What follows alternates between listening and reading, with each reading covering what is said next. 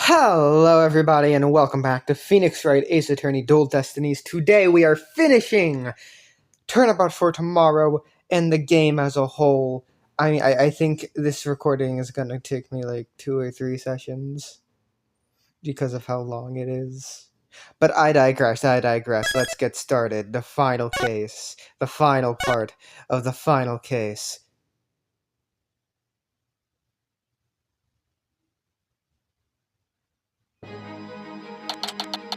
December 20th. District Court. Courtroom number 4.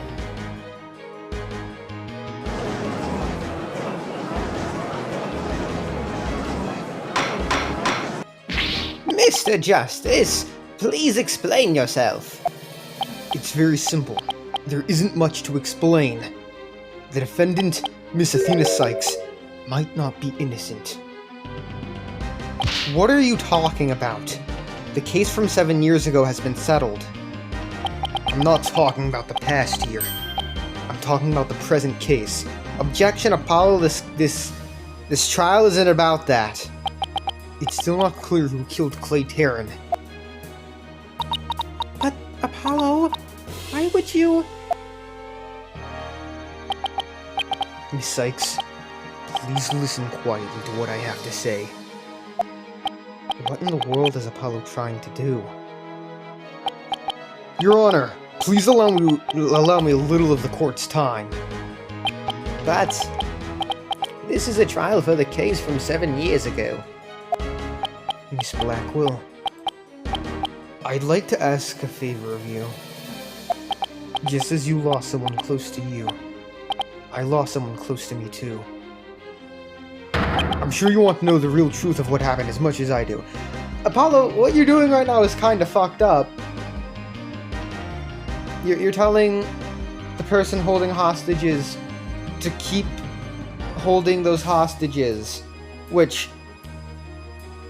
one of which you know and care about, and is my daughter. Fuck you, Apollo. Apollo? Sure, I'm all for the truth. Now let's see you expose the princess's guilt. Judge, I give my permission. Continue with the trial. Very well. Is that all right with you, Prosecutor Edgeworth? The prosecution has no objections. Let's hear Mr. Justice's theory. I'll have the police's investigation report brought immediately. Not you too, Edgeworth. I really hope it's because you have something up your sleeve. I mean, you can't deny... We can't deny the hostage taker. Very well. Your opening statement, please, Prosecutor Edgeworth. As you wish.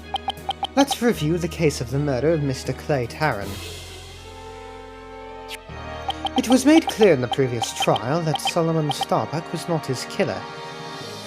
Therefore, the true culprit was someone else. On that day, the culprit waited for the astronauts in boarding lounge 1, when the two men made their escape out of the Space Museum. The killer attacked Mr. Terran with the same type of knife that was used 7 years ago. The murderer then escaped into the Space Museum. Next, Director Yuri Cosmos switched to the launch pads. After that, the culprit exited the Space Museum and escaped via boarding lounge 2. Therefore, this trial must make clear who Mr. Terran's true killer was. In other words, we must discover who it was that escaped through the Space Museum that day. Thank you, Prosecutor Edgeworth. Mr. Wright, is the defense ready? Yes, Your Honor. I'd better rearrange my evidence. Relevant evidence swapped into the court record. Now then, Mr. Justice, your testimony, if you please. What do we have here? Okay.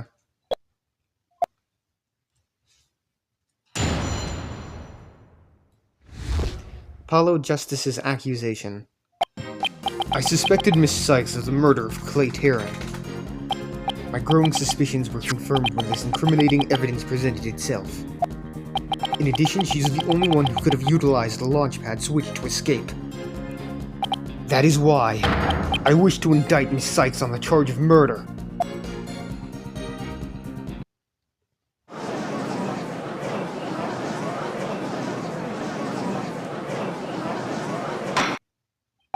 Order in the court! Mr. Justice, you realize you are charging your own co-worker with murder, don't you? Yes, Your Honor, because that is the conclusion my investigation has led me to. But, Apollo, why? How could you suspect me too? Mr. Wright, your cross-examination, please. I don't get it. Just what did you find out over the past few days to make you think this? It's weird cross-examining Apollo. Apollo Justice's accusation. I suspected Miss Sykes of the murder of Clay Terran. Hold it! What first made you suspicious of Miss Sykes? It all started when Miss Sykes and I were investigating the crime scene. When she saw the weapon that killed Mr. Terran, my bracelet reacted. She said that she'd never seen the knife before, but my bracelet told me otherwise. And then, every time after that, my bracelet would react when she talked about the case. Poor Apollo must have been beside himself during that investigation. I didn't know what to do or think. I couldn't even sleep. In that condition, I knew I wouldn't be any good in court. So I decided to wear an eye patch, so I wouldn't be able to receive any of her tells. So that's why Apollo was acting so strangely. Why are you wearing all of the other bandages? You don't need all that, Apollo. But the reason Miss Sykes unconsciously reacted to the knife that way is because she stabbed her own mother's murderer with one identical to it 7 years ago. Objection! But that knife was also the murder weapon that was used to kill Clay Terran. My bracelet could have also reacted to her because she knew she was his killer too.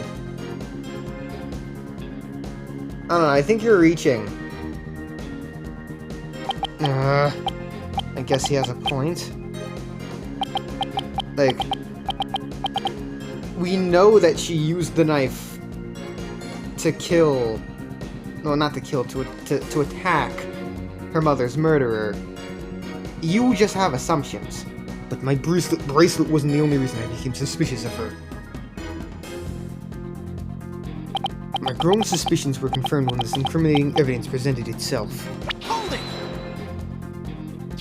That's the lighter that was found in the Space Museum with her fingerprints on it, right? But even if it seems decisive, there must be other facts we don't know about it yet. If that's so, go ahead and prove it then. Look, honestly, I don't want to believe it's true either, but Miss Sykes was the only one who was in the Space Museum at the time of the murder. But Mr. Justice, Miss Sykes had absolutely no motive to kill Mr. Terran. Objection! 7 years ago, Miss Sykes lived at the Cosmos Space Center. It wouldn't be strange if she had some kind of connection to them. Besides, people sometimes kill for motives we can't even imagine. Fuck you! I know you've seen plenty of cases like that in your own career, Mr. Wright. I still can't believe this. How can you actually suspect Athena, Apollo? In addition, she's the only one who could have utilized the launchpad switch to escape. Hold it! Isn't it possible that somebody else used that same escape route? I'm afraid not, Mr. Wright. Why not? Recall there is a security camera in boarding lounge 1 aimed at the launchpad door. It's the camera that captured Mr. Terran and Mr. Starbuck. But there's also another security camera in boarding lounge 2. It recorded Mr. Terran's killer, or rather, Miss Sykes coming out of the Space Museum. A camera in boarding lounge 2. first I've heard of it, but it makes sense. Athena said she had snuck into the Space Museum the night before the incident, and then was overcome and passed out until noon around the next day. I was out until about noon of the next day. I didn't even know about the explosions. When I woke up, nobody was around, so I just went out into boarding lounge too. That must have been when the camera captured her, and that's what made Apollo suspect her even more. But wait a minute. In that case, it most likely recorded the true culprit as well. Objection! That's a negative on that one too, Mr. Wright. Also, I don't know if you've noticed, but Apollo here has some very similar poses to Christoph Gavin. Currently. In the footage taken after the incident, Miss Sykes is the only one who appears. What? Why? Order in the court! That can't be. But if it is, then it is incredibly incriminating. Wasn't it you who proved in the previous trial that the way the true culprit escaped was via the Space Museum after the paths had been switched? A fact you previously proved turned on its ear, leaving your client high and dry. I must say, that is vintage Phoenix Wright.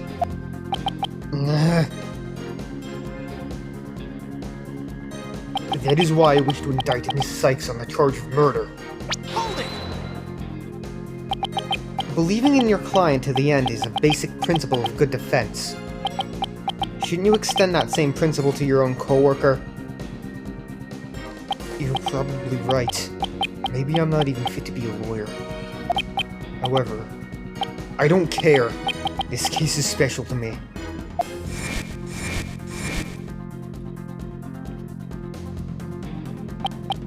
Clay was my friend. And that's why I just have to know the truth.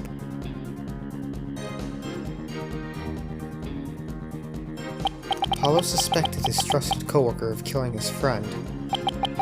To dispel his doubts, he investigated on his own, but that only led to more doubts. Apollo must have been really struggling with this. Well, Apollo may have doubts, but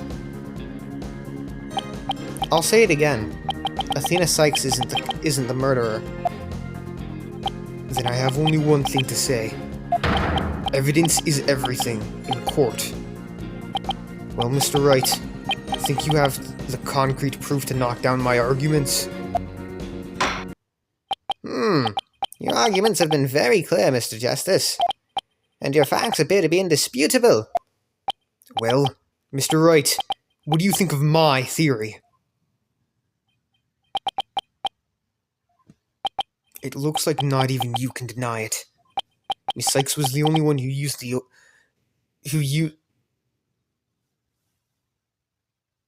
Miss Sykes was the only one who used the only possible escape route. Under these circumstances, there can be no other suspect but the defendant. Unless you think there was an alternative escape route. Is that what you think, Mr. Wright? Is that what you think, Mr. Wright? Is that what you think, Phoenix? Was there an alternative escape route? Well, you know me. Of course. Yes, of course, there must have been.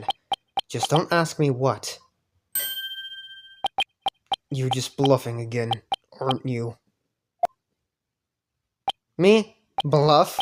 No way. He knows me too well. It's fine, Mr. Wright. Even a bluff would suit me just fine. As long as you can clear up this doubt inside of me. Wait, so is that what this is all about? I want to believe in Athena. I really do. But what is faith without doubt?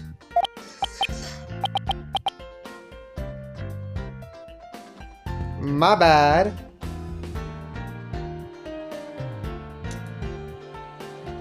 I hope that doesn't get me covered, huh? That's why I need to question her guilt. So that once the truth finally comes out, I can really, fully trust her. So that you can really trust me? It seems your junior partner has just showed us what trials are truly all about. I believe you're right. We prosecutors painstakingly question every detail in pursuit of the defendant, while we lawyers believe in and defend our clients to the end. When both sides go all out against each other, that's when we discover the truth. Precisely. And when the battle is over, we will understand the true meaning of trust. That is exactly what trials are about. Wouldn't you agree? Yes. I couldn't ignore the seed of doubt that was growing inside of me. So I decided I needed to face it head on. No matter what the truth is that's waiting ahead, I won't be afraid.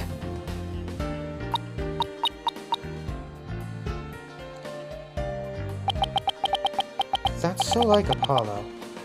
Always uber earnest about things like this.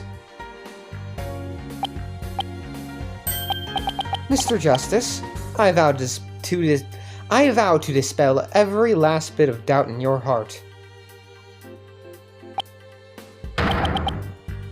Good, because I want to believe in Miss Sykes again. You're really hoping there was an alternative route, aren't you, Apollo? But if I use the process of elimination, there really aren't that many possibilities. Director Cosmos was at the southern exit, leaving only the control room and the corridor to the Space Museum. Which door could the culprit have escaped through? Come on, Mr. Wright! Where do you think the culprit escaped to?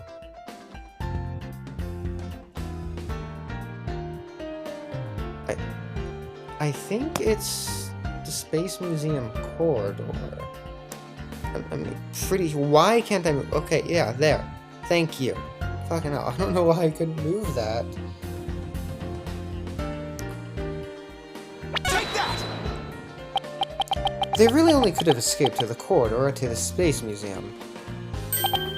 All they had to do was use the unconscious Mr. Starbuck's prince to get through the door. Objection!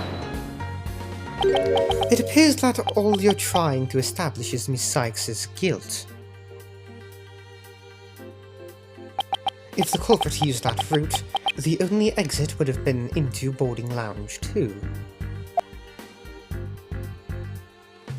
The logical conclusion of your argument is that the killer is none other than the defendant. I knew it.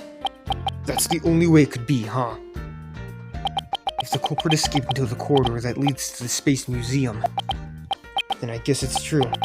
The only exit would have been into boarding lounge 2. But Miss Sykes was the only person captured by the boarding lounge 2 security camera. I investigated the crime scene thoroughly.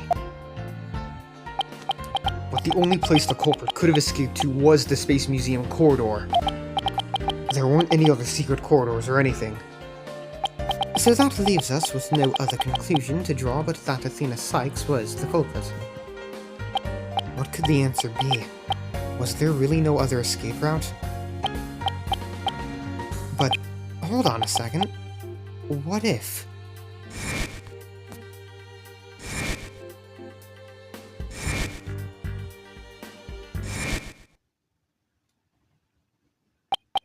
Where did those mysterious leaves we saw in the corridor come from? What if they're a clue to the culprit's real escape route? I think it is possible that the culprit escaped into the Space Museum. but then came out using a route other than into boarding lounge 2. Oh. Launchpad 1 and the Space Museum were switched after the bombing, meaning the Space Museum corridor was moved along the rail at the time, which is exactly when an alternative escape route opened up for our culprit. Are you kidding me? Judging by the intense look in your eyes, I take it you're serious. Very well then, Mr. Wright. Do tell. Where could the culprit have gone from the museum corridor besides boarding lounge 2?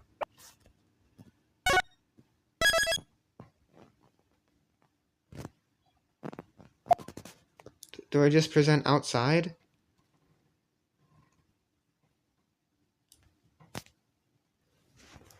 But that's presenting from, not to.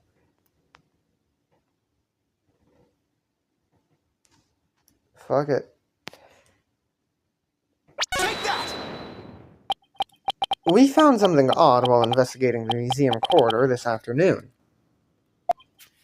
Namely, a few dead leaves on the floor. Considering where dead leaves come from, they point us to exactly where the culprit escaped to. Yes, I remember seeing some leaves myself. Ah! Do you mean... Yep. While the Space Museum was in motion just beyond the corridor's safety door, was an alternative place that the culprit could use to escape. In other words, the culprit's real escape route was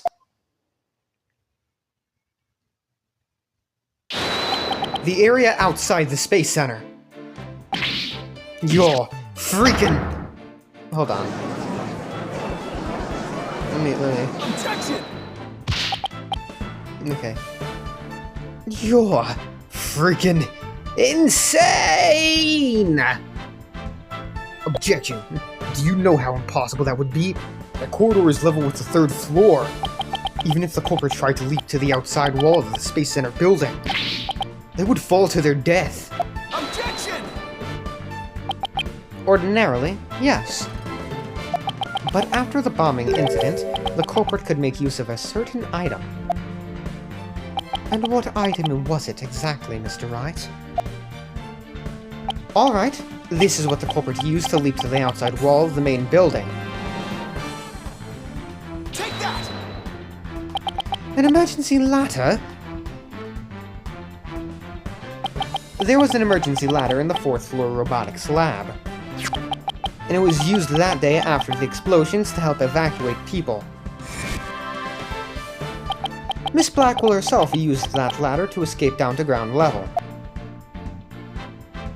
Recall that the launch pads were switched after the ladder was lowered.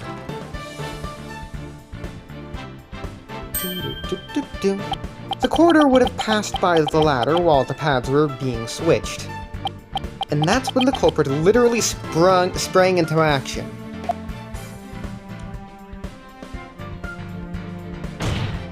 And leapt onto the ladder. What? Who would have imagined?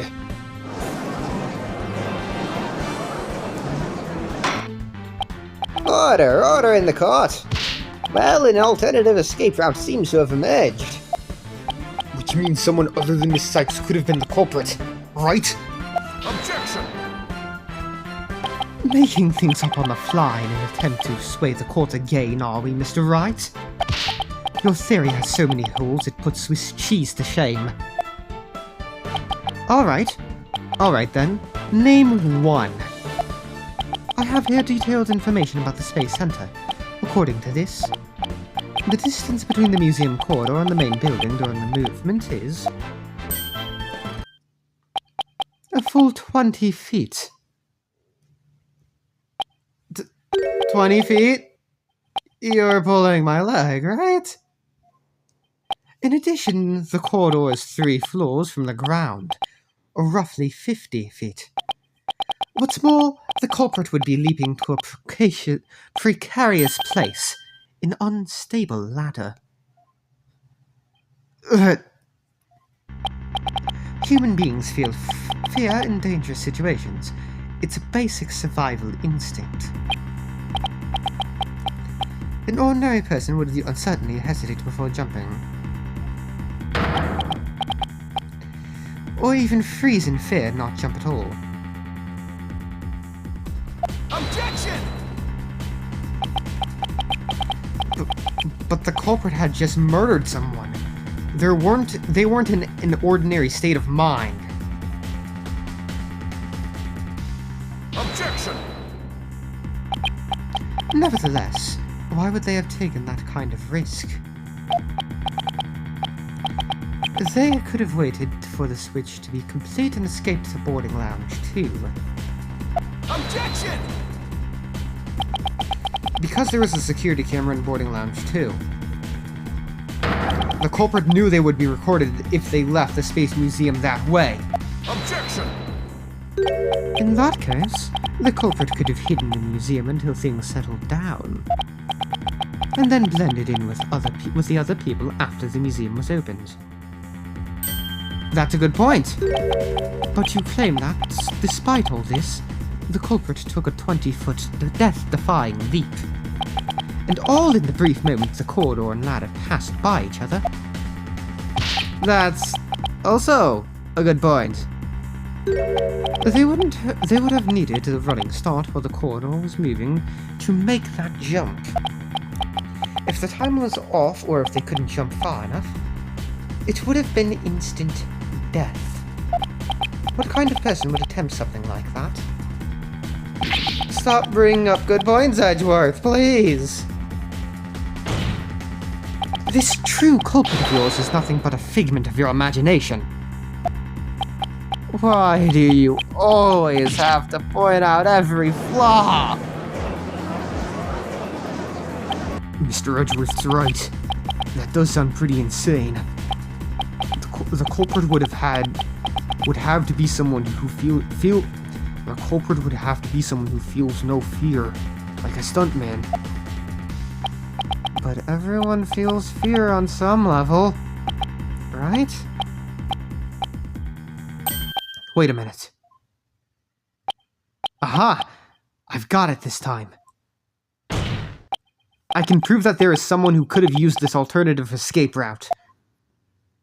Oh, can you now? This proves the possibility of a person who could have used this alternative escape route.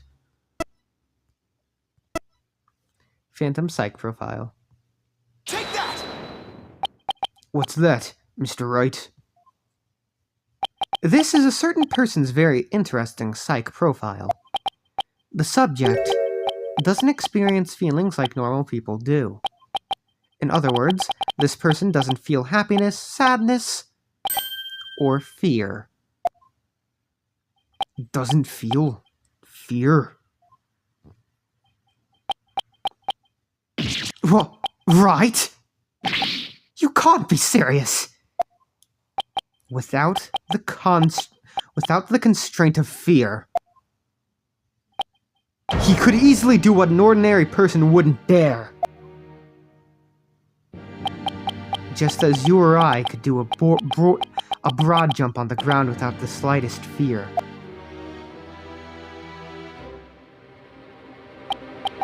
This subject could make a 20-foot leap, 50 feet up in the air.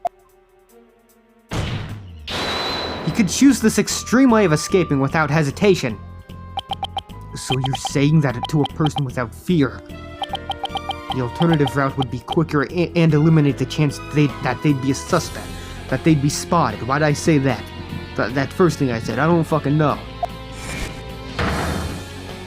That's definitely pretty extreme, Mr. Wright. But was there such a person there at the scene? Yes. The Phantom, that mysterious shadowy figure who keeps popping up. Oh dear! The Phantom? Again? I knew the Phantom was there behind the scenes of the Space Center bombing, but I wasn't sure if he was connected to the murder of Clay Terran as well. However, now it's all clear. The Phantom was the one who not only bombed the Space Center, but also killed Mr. Terran. What? They really like having people finish each other's sentences in this game. I don't like it. It's kind of annoying. Order in the court! Order, I say! Mr. Wright, please continue! There are just too many similarities between this case and the one from 7 years ago. But why, you may ask? It can only be because both incidents were the work of the same Phantom. So then, this Phantom is the one who killed Clay? But who is he? This Phantom has been haunting this case, pulling the strings in the background.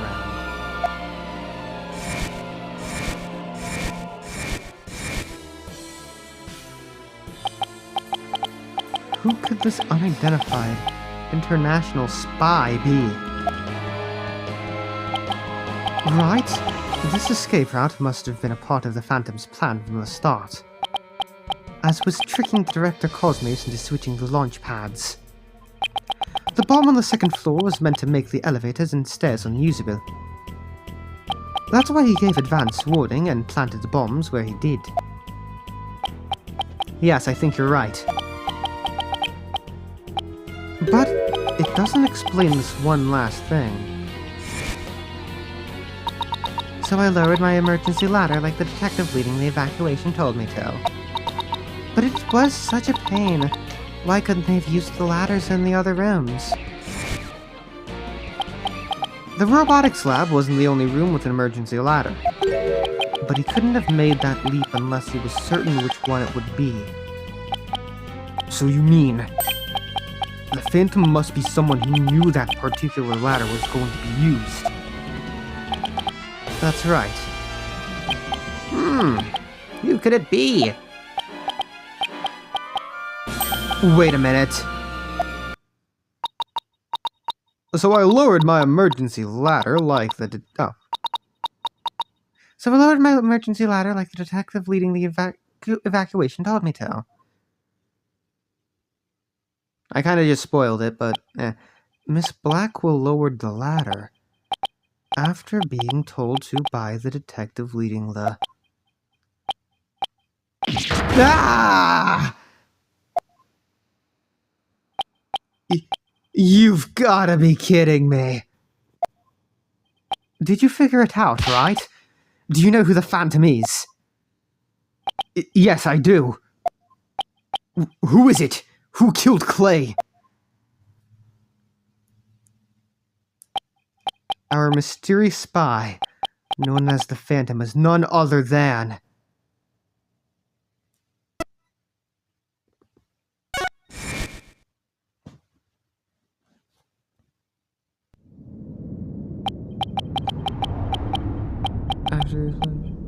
After the explosions, a member of the staff crossed paths with a certain Okay, it's Phoenix. After the explosions, a member of the staff crossed paths with a certain detective.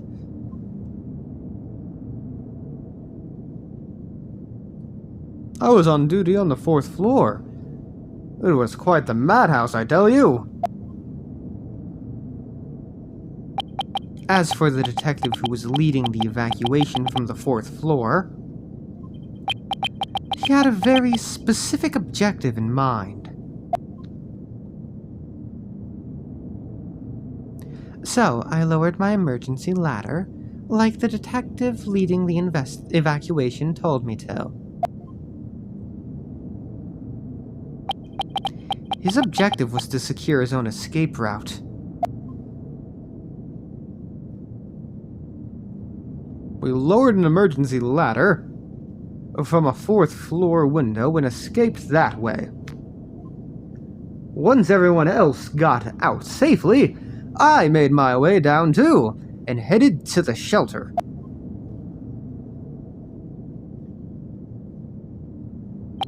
This is a detective you all know. He's even the lead detective on the current case. He appears to be a very emotional man, but his psych profile says he is without emotion. Take that!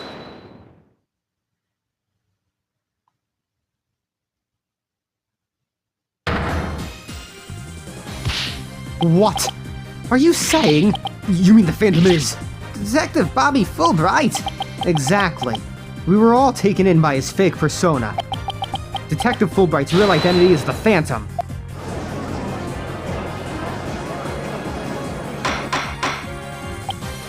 Order in the court, Mr. Wright. How could this be? That's easy, Your Honor. Detective Fulbright was leading the fourth floor evacuation effort. Our first clue is that he made no attempt to have any other ladder put to use. The ladder in the robotics lab is the only one he ordered to be lowered. The second is that he directed everybody to the basement shelter via this ladder. Verily, it was all part of his plan to create an escape route. After Detective Fulbright saw to it that the ladder was lowered from the robotics lab, he went to the lounge where he killed Clay Terran and escaped into the Space Museum.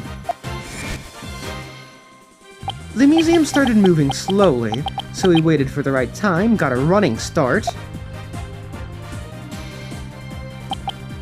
and just as the corridor was passing the ladder, he leaped onto it.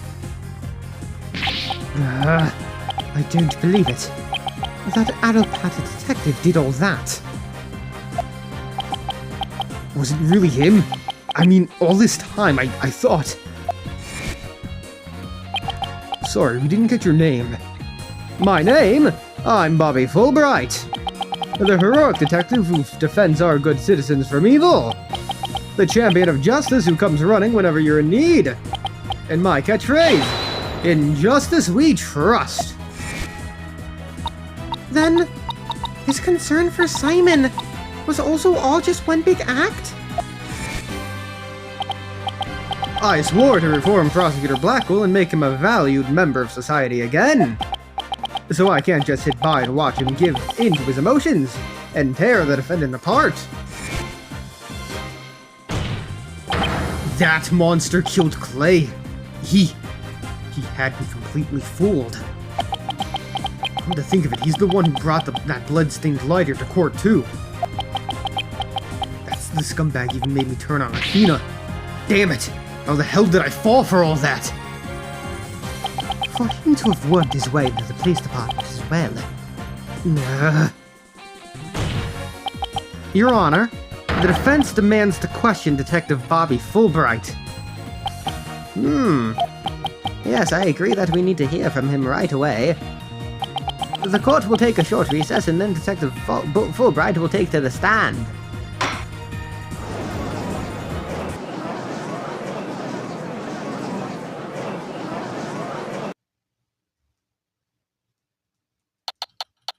December 20th, 5:13 p.m., District Court, Defendant Lobby number 5.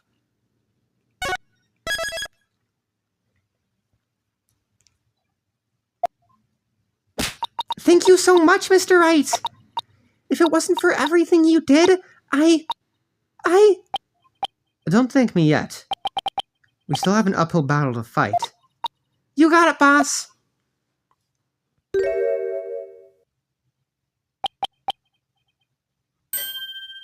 Apollo! Well, this is awkward. Athena, can you do me a favor? Huh? What is it? Could you... punch me, please? What? Why should I do that? Because I should have believed in you. I let the seed of doubt inside me get the best of me. I'm really sorry that I didn't trust... Ouch! Don't be such a dope! I was really touched by what you did. You put the fear of God into him, Athena. Huh? Now what are you talking about? I want to believe in Athena. I really do. But what is faith without doubt? That's why I need to question her guilt. So that once the truth finally comes out, I can really fully trust her. You took the time and effort to genuinely think about who I am and what I'm made of. And after that, how could I punch a true friend like you, Apollo? You did punch him, though. You didn't have any trouble slapping him a second ago. Thanks, Athena. Thanks for waking me up to reality again. Guess I know now who to call if I ever get sleepy in court. It looks like you have some promising young people working under you. Edgeworth. Yeah, I think they're pretty great myself. They're not afraid to keep me in line. Anyway, I have some very good news. All Blackwell has surrendered and the hostages have been set free. Trucy and all the others. Oh, thank goodness. Miss Blackwell said she had something she really needed to do. So I granted her special permission to do what she must. I wonder what it is. Miss Blackwell! I didn't come to apologize, if that's what you're thinking. My actions are what allowed the truth of what happened 7 years ago to come to light. Yeah, you still threatened my daughter's life, fuck you. But I did come because I had something to say to all of you. Miss Aura! She'd better not be here to complain about something. Miss Blackwell, I want to apologize to you. The fact that you couldn't trust the court system is our fault. Yes, it's true the courts are filled with incompetent idiots. Still, I suppose I could let you handle the rest of this case for me? Oh, Miss Aura, does this mean you're starting to trust the system again? Fuck no. Of course not. Be quiet, hunk of junk. It's just, I wouldn't mind if you were the ones who took Metis' killer down. Leave it to us. We'll get him. So I guess that means she's starting to trust us, at least. Aura? Gotta save again.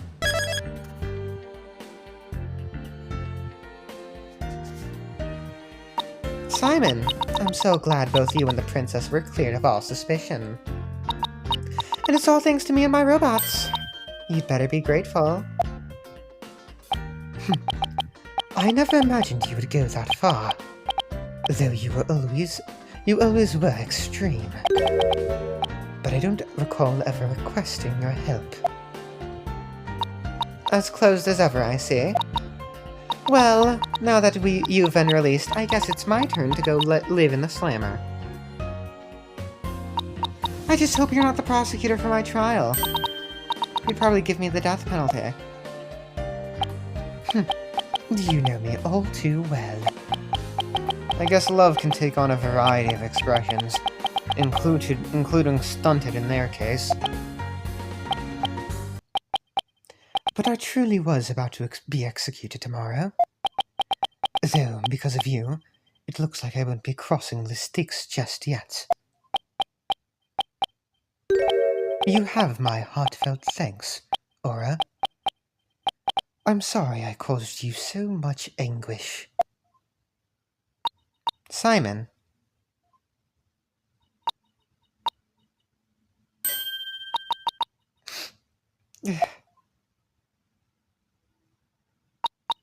I'm so glad, Simon. So very glad to hear you say that. Aura? Alright, that's enough of that. Bailiff, take me to the detention center. What Miss Blackwell did was inexcusable. But it's clear she did it out of love for her brother. I still can't wrap my mind around Detective Fulbright being the Phantom. I can't believe he killed Clay. Right, and murdered my mentor, which brought great distress upon little Athena. Chief Prosecutor? Yes? I would ask a favor. Would you allow me to stand at the prosecutor's bench for this trial? I wish to claim the Phantom's head by my own hand. That was my plan all along. After all, it's highly unconventional for a man of my position to stand in court. Sir, the formal paperwork is yet to be filed, but you are hereby conditionally released. Please take the prosecutor's bench in your official capacity, and uncover the truth by your own hand. I'm much obliged.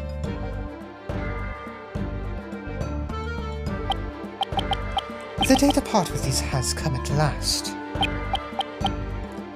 Chief Prosecutor, could you?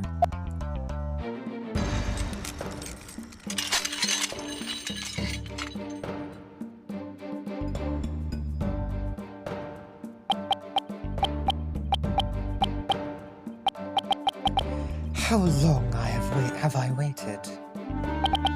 Maybe it's the sense of freedom, but even the air seems fresher, the light brighter. And I will relish slashing that blackguard Fulbright to shreds without mercy. I don't have to be able to read his heart to see how happy he is. Okay, I don't want to have to go through that again. Because there is a cutscene before we go back to court. I don't want you to have to, I'm going to be skipping text. I'm so glad, but I won't cry just yet. After all, we've still got a trial to finish. It's okay to cry, Athena. I promise. Prosecutor Blackwell. Mr. Wright. Please avenge Clay's death for me. What are you talking about, Apollo? You're coming to the defense's bench with me. I am! Well, I can't expect Athena to assist me, now can I? She's the defendant. That leaves you, Apollo. But, are you sure you want me to? I took a leave of absence and everything. Well, our office is pretty short-handed, and you're all I've got. Thank you, Mr. Wright. Apollo! Athena, I can say it with all my heart now. I believe in your complete innocence, and now we're going to prove it to the world. Thank you, Apollo. I know you can do it. So, you won't be needing that eye patch anymore, right? Right, because I'm fine now.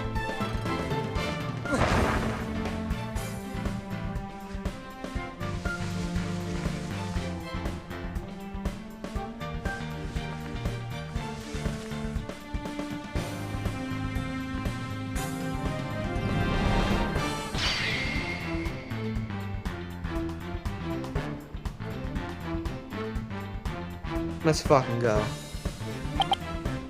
Now this is the Apollo I know. Welcome back, Apollo! It's almost time for the trial to restart. Though it looks like you have things well in hand. Yup. I should head back to the prosecutor's office. But why? I want to look into a few things, namely, the first people on the scene 7 years ago, the facial data registered by that robot, and Detective Fulbright's background. Sounds great, Edgeworth. Thanks. I expect to be repaid with a victory, right? Now, if you'll excuse me.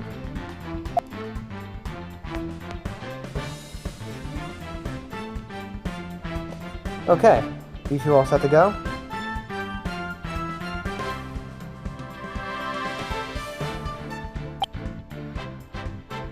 You bet I am.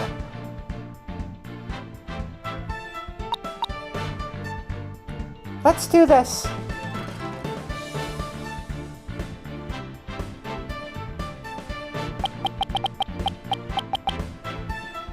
This is it. The final battle.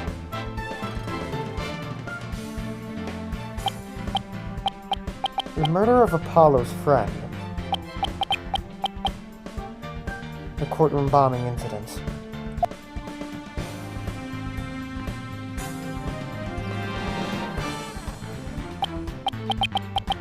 In the case that ushered in the dark age of the law, 7 years ago.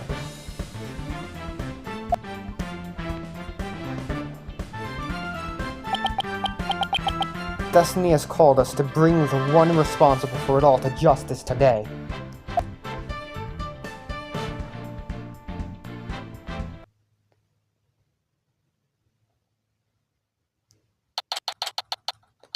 December 20th, 5:27 p.m. District Court. Courtroom number 4.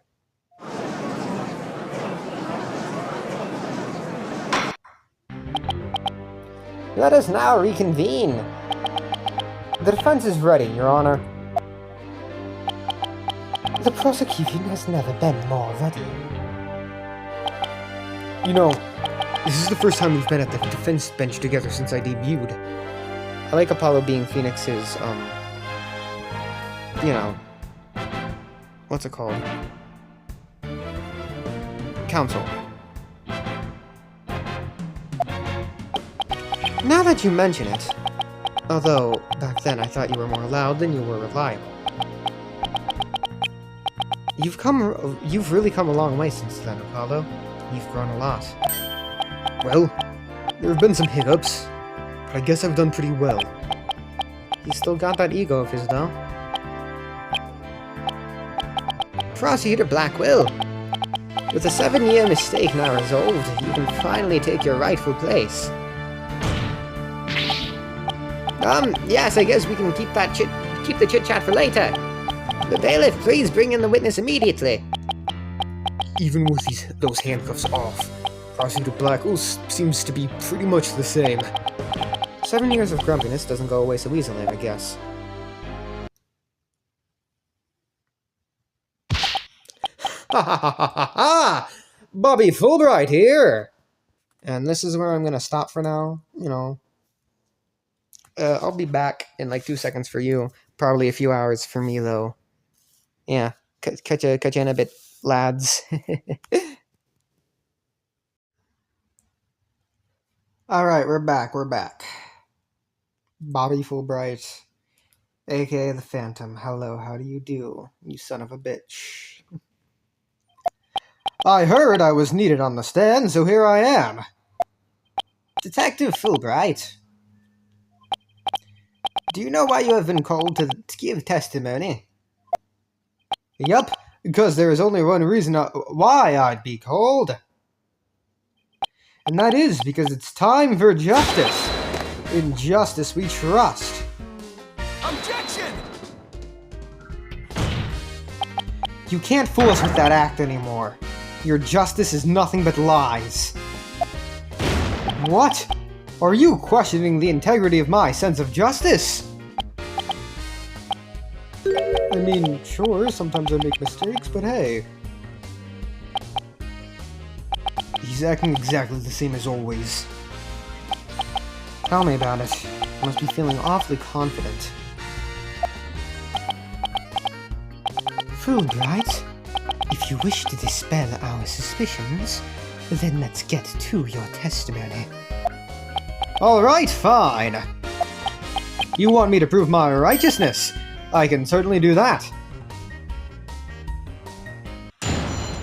Witness testimony. The embodiment of justice. Ha ha ha ha! I am the very embodiment of justice itself. I won't have you make me into a villain with your far-fetched arguments. And this bit about the escape route is only a theory. You don't have any proof. What we do have proof is that Athena Sykes is the culprit. This lighter with her prints on it.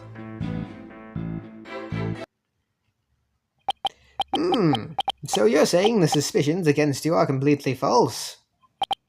And that the defendant is the real culprit?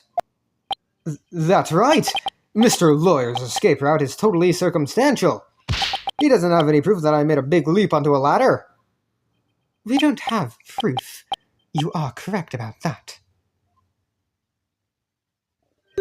However, You don't have proof for your claim either. No! I guess you're right.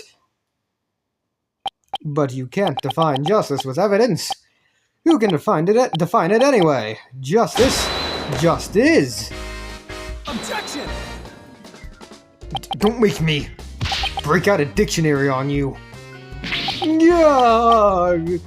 Please don't throw the book at me! Tell me the Phantom didn't just make me set up a stupid pun for him. Let's just try not to lose focus, alright? But my justice is crystal clear!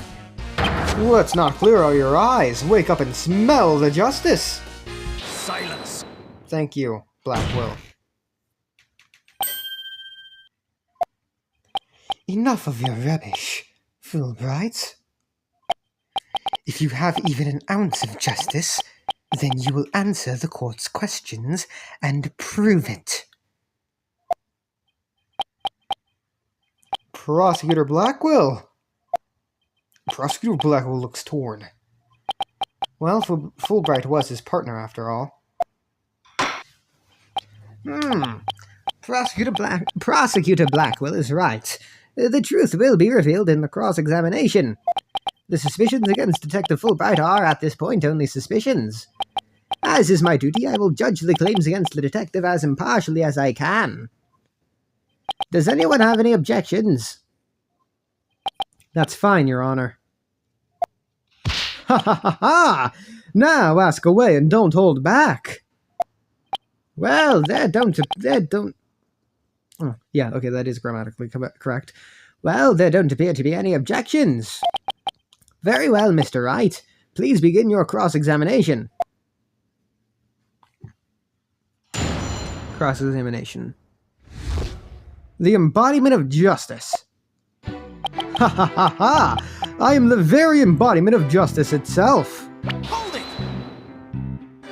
The embodiment of justice? Those are just empty words. But they say if you keep saying something, it can eventually become the truth. Isn't that how people make their dreams come true too? By wishing over and over. Alright. Let's just move on. I won't have you make me into a villain with your far-fetched arguments. Hold it!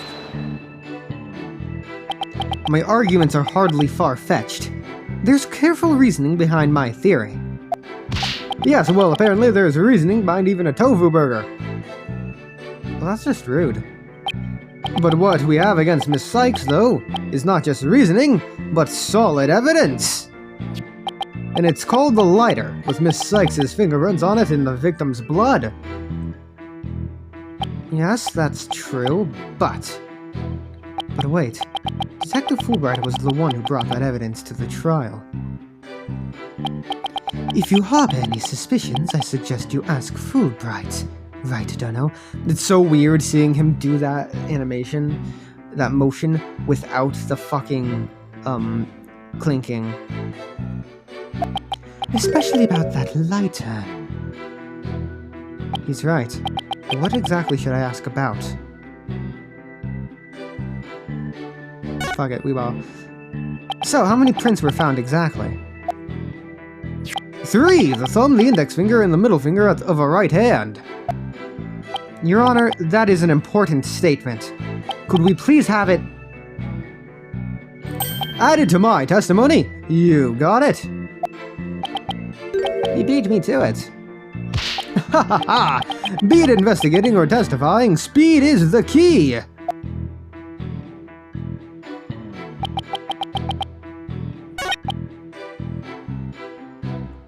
Hold it! You mean that lighter that was found in the Space Museum, is that right? The one and only! After Miss Sykes murdered Mr. Terran, she escaped into the Space Museum. That's when she probably dropped the lighter. Then, after the launch pads were switched, she ran out of the Space Museum, where her image was caught by the security camera. Without evidence, I should probably save this fight for another time. These 3 prints were on the lighter, the thumb, index, and middle fingers of her right hand. Hold it! So, 3 prints from her right hand were found on the lighter. Huh? Are you certain of this? I'd stake my life on it! Mr. Wright, isn't it odd he's saying the prints are from Athena's right hand? Why would you say that? Well, think about it for a sec. Athena always wears that glove on her right hand, right? So there's no way she'd leave prints of those 3 fingers from her right hand. Hey, great point. Why didn't I catch that one? Detective Fulbright, I'm sure you heard our discussion just now about how Miss Sykes always wears a glove on her right hand. Ha ha ha! Well, I have only one thing to say to that. Do you have evidence that she was wearing that glove at the time of the incident? I guess we don't. If you want to prove the defendant innocent, you'll have to ask better questions than that. Like I need a lecture from you, Smiles McGoo. Should I try asking about something else? Prince position. Please tell the court about the position of the prints on the lighter. They're around the same spot on either side, as they would be if she were holding it up. I suppose if it was used to light the room, it would be held that way. I believe this is important. Please swap the statement into your testimony. The prints were placed just the way they would be if someone were holding it lit.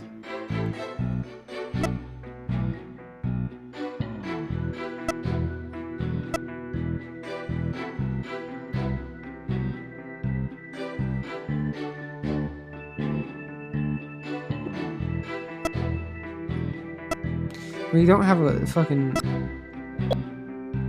Hold it! Yes, Miss Blackwell did mention she saw a lit lighter being held up. Yup, meaning that the person Miss Blackwell saw was the owner of the fingerprints. It just strengthens the arguments against Miss Sykes. This line of question is going to get me anywhere except conviction land. Should I try asking him something else? Alright, go back to number. Sound prints were found exactly.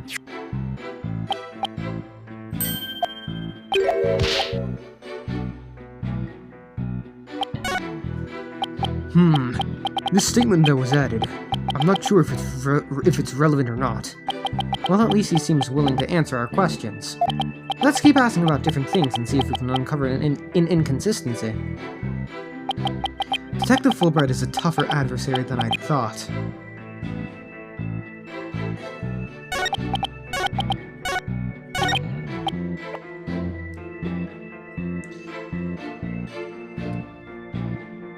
Objection! You say the prints were from her right hand. Is that correct? That's right! Very clear prints! But that just doesn't add up. Huh? What doesn't add up? According to Miss Blackwell, who saw the culprit herself,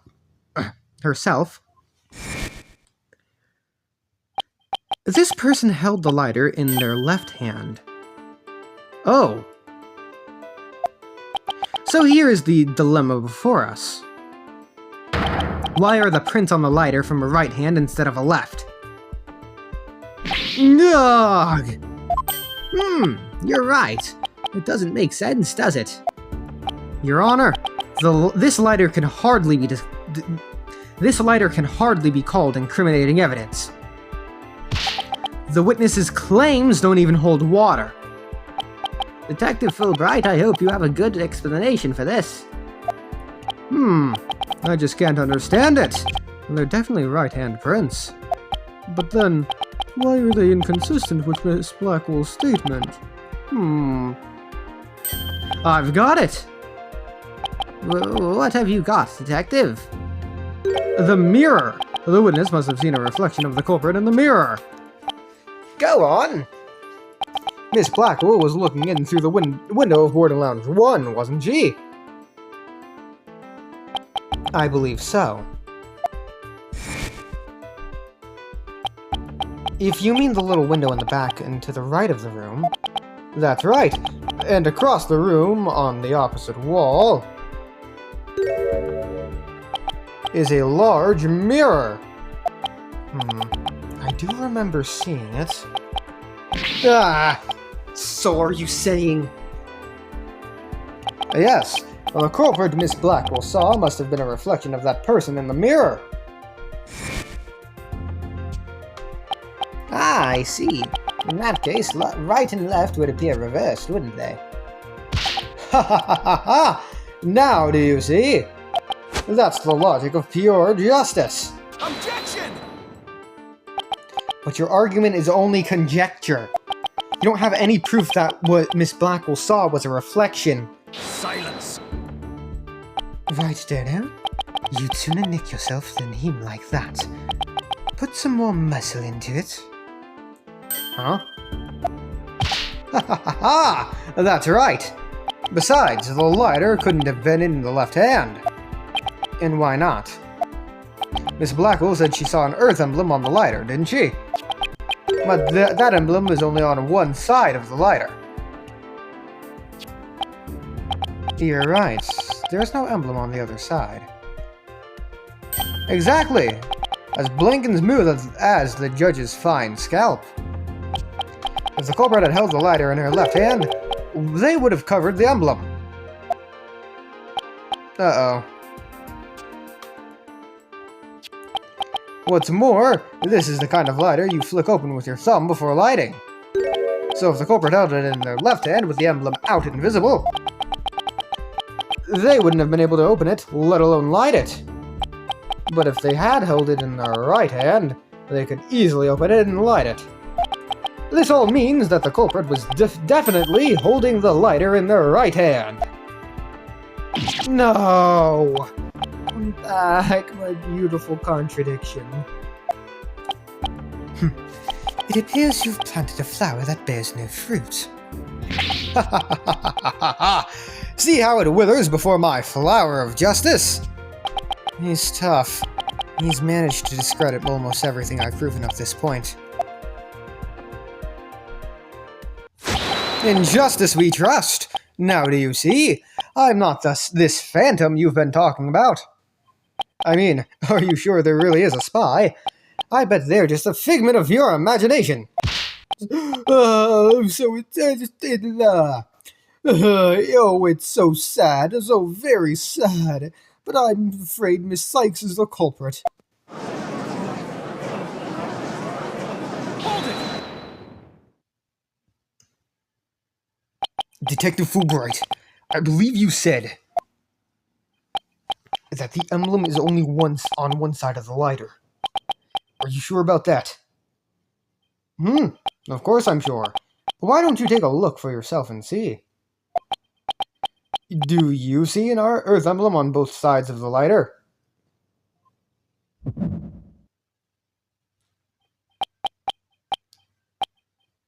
I knew it.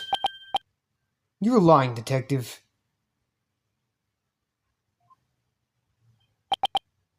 Pardon me? You mean... Yes, my bracelet reacted to his statement about the emblem. He's definitely hiding something big. And I think if we use my talent, we might be able to figure it out.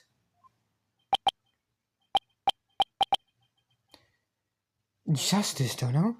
Are you to use that cheat of yours again? It's not cheating, Prosecutor Blackwell. Very well. Whether I like it or not, I suppose we should use whatever works right now. Go on, then. We have Prosecutor Blackwell's reluctant blessing, apparently. Okay, Apollo, you're up. Let's save.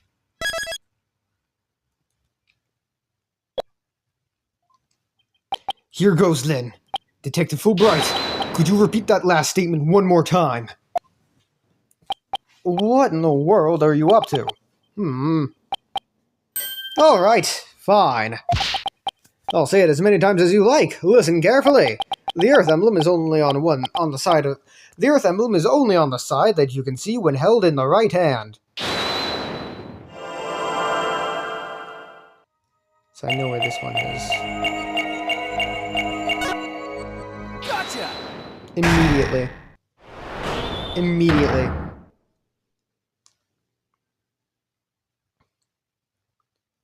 Detective Fulbright, you might not be aware of it yourself, but whenever you say the phrase, the Earth emblem, your left thumb moves. In fact, it appears that you're running it along the edge of your holster. Mr. Lawyer! I don't have the foggiest notion of what you're talking about. Be that as it may, I know it has something to do with the lighter. Let me examine it. But why?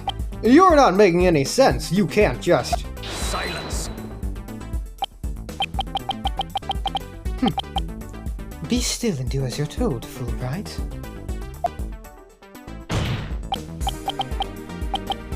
If you have nothing to hide, you shouldn't mind them having a look-see, should you? What? Not you too, Prosecutor Blackwell! I'm not sure what this is all about, but if Prosecutor Blackwell insists, it must be something important. I will allow the defense to examine the lighter.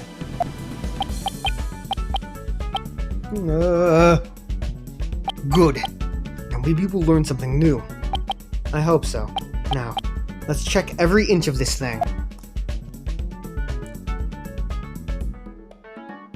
Oh. The back is covered with blood. Say, do you notice anything funny about this bloodstain? You're right. It suddenly breaks off unnaturally. Supposedly the lighter was held with the right hand so that the emblem was visible. If so, the prints should be around the emblem and on the lid where you open it. You're right. There's definitely something off here.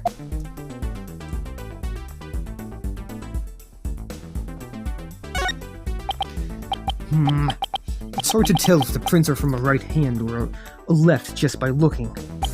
I don't think looking at each print with the naked eye will tell us anything new.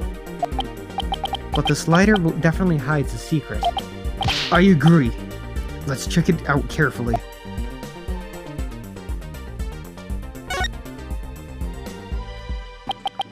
So, this is the Earth emblem Detective Fulbright was talking about.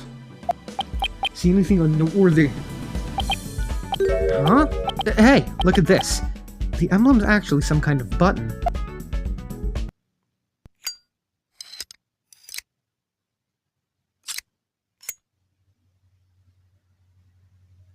Huh. Wow.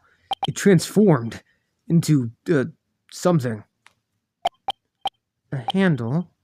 A trigger? Is this what I think it is?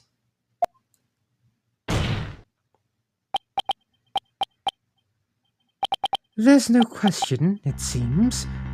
What you have there is a gun. Oh, what?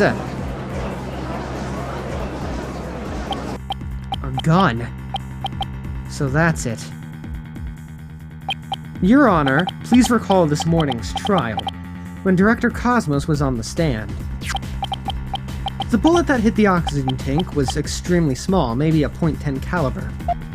This little compact gun probably takes bullets of that caliber. It looks like this is the gun that was fired at the scene. I'm flabbergasted.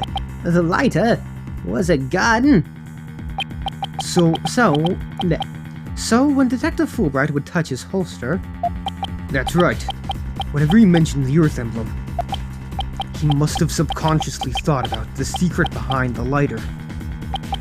In other words, he knew it was a gun from the very beginning. A lighter that transforms into a gun seems like a spy gadget to me.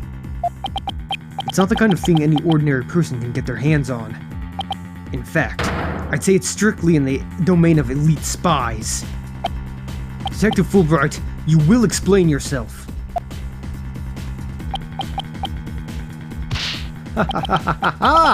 There's nothing for me to explain. I didn't know the lighter could transform. I mean, it was found in the Space Museum and then I brought it straight in. I didn't even have time to check it out. Objection! Whenever you mentioned the Earth emblem, you touched your holster. You subconsciously did that because you knew it was a gun. Accuse me all you want, but where is your proof? Do you have any evidence that I knew the lighter was a gun? Not exactly. And whose prints are on it? Miss Sykes' prints. It proves that she's the culprit who fired the gun at the scene. It would appear that the detective is right. Are you guys really trying to prove your client innocent or what? Although, it pains me to do this, and now that we are where we are, I have to make the following assertions coming from the prosecution side. The person who fired the gun at Director Cosmos in the lounge after the incident, and the person Miss Blackwell saw holding the lighter, and the person who murdered Mr. Terran, and the person who bombed the Space Center, are all the defendant Athena Sykes. The prints on the lighter are decisive proof. No! Ha ha ha! Now do you see? A man on the side of justice couldn't possibly be the culprit. And I think this about sums up Miss Sykes' part in the whole affair. The evidence certainly does seem to point to the defendant's guilt. Do you have anything to say, Prosecutor Blackwell? Evidence is everything in court. Therefore, Fulbright's claims stand firm. But... Calm down, Apollo. He's just saying that because he has to as the prosecutor. Mr. Lawyer! Our job is to pursue criminals in the name of justice. You shouldn't cast suspicion on people based on something as dubious as a habit. In fact, you have a bad habit of showing up in court with an awful case of bedhead. Objection! This is the man who wears sunglasses at night. If it's proof you want, it's proof you'll get. I'll prove that this lighter is not Miss Sykes's, but yours. Sounds like you've hit on something, Apollo. It's just, if the prints on the lighter are the basis for accusing Athena, I think we should reconsider the credibility of the evidence itself. You mean, you think this lighter might be forged evidence? That's right. It could all be part of Fulbright's bigger plan. Did he do anything out of the ordinary while I was off on my own? I can definitely think of a few things. It is indeed! Have a look at this! What's this? A lighter? Detective, we'd like to run a comparison on some prints we found in the boarding lounge. Ah, yes. I just happen to have compiled the print data of everyone related to this case. I can always make another copy for myself, so it's all yours. Consider it a gift. If we assume he's been laying a big trap for us all along, there's gotta be something off about this piece of evidence. What's wrong with the lighter as a piece of evidence?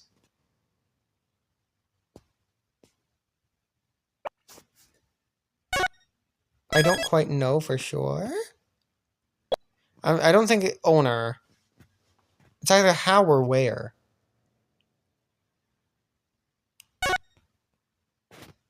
No, I guess I don't see anything strange about how the prints were left on the lighter. Nothing unusual about the angle of the prints or how they are patchy in places, but... Okay. Anything odd about where the prints are? No, I guess if it was fired as a gun. That's about where the prints would be, but... There's gotta be... Okay, what? Are they really Athena's fingerprints? They definitely matched her print data. But what about the data itself? Detective Fulbright, you are the one who provided us with the lighter and print data. Isn't that correct? Yes. What about it? You say Miss Sykes' prints matched the print data. But I have to wonder, was the data you used official? Mr. Wright, are you suggesting that the evidence might have been fabricated? I guess there's only one way to find out. Let's re-examine the prints. Using the official, sanctioned print data of the people involved in this case. What? You dare insult the epitome of justice and integrity? There's no need for such antics. Silence. Your Honor, I lend my voice to the defense's request. You must allow the test to be rerun. Very well. Then, bailiff. Very well then, bailiff. Ah, it appears that the official data is here. And the results.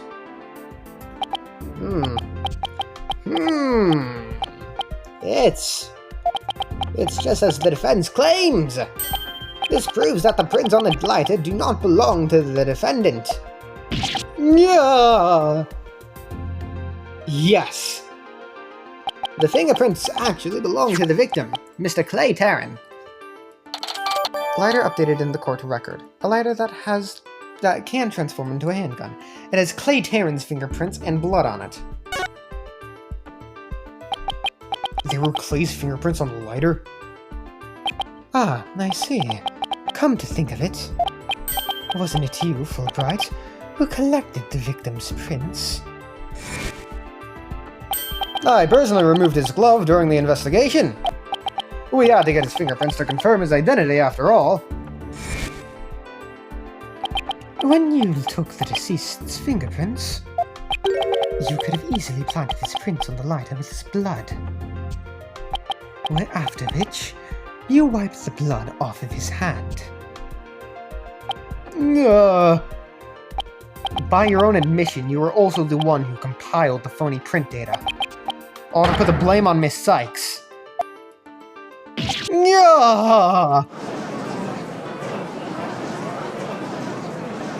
This ploy must have been to distract us from the Phantom that was behind everything.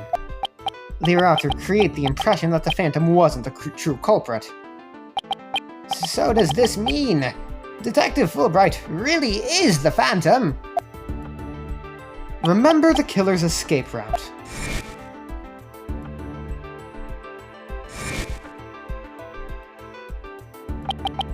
No ordinary person would have been fearless enough to attempt it. Nobody but the Phantom, the man with no emotions, could have done it. Detective Fulbright, you were the only one who could have used that escape route.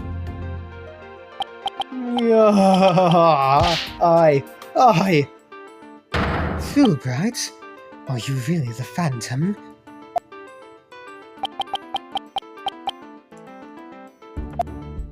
Answer me, or so help me I will slash you to tiny slivers where you stand. Alright, I'll talk. I confess. I'm not the Phantom. Silence. It's all over. Now be a man and admit it already. But I'm not a spy. I'm an undercover investigator. I've actually been after the Phantom myself. An undercover investigator? That sounds less than wholesome to me. My God. A person who hides his identity and secretly investigates in order to uncover information. And that's what you really are, Fulbright. That's right. I was working to track down the Phantom. But sadly, even though I was supposed to catch the spy ended up catching me. He took my family hostage and forced me to cooperate with him. What? Objection! You're telling us this now? But if what you say is true, then who was the mysterious person Miss Blackwell and Mr. Starbuck saw? It was the Phantom, I tell you! All I did was help him by having that emergency ladder lowered for him. Objection! I don't believe you. Then how do you explain the fabricated lighter? That was also one of the Phantom's demands. Being the detective in charge of the case, it was easy for me to fabricate evidence. Pinning the crime on Athena Sykes was just another one of the Phantom's orders. And you expect me to buy that? Fulbright, what was the Phantom's ultimate objective? I was told it was to sabotage the rocket launch. Someone who didn't want the launch to happen must have given him the order.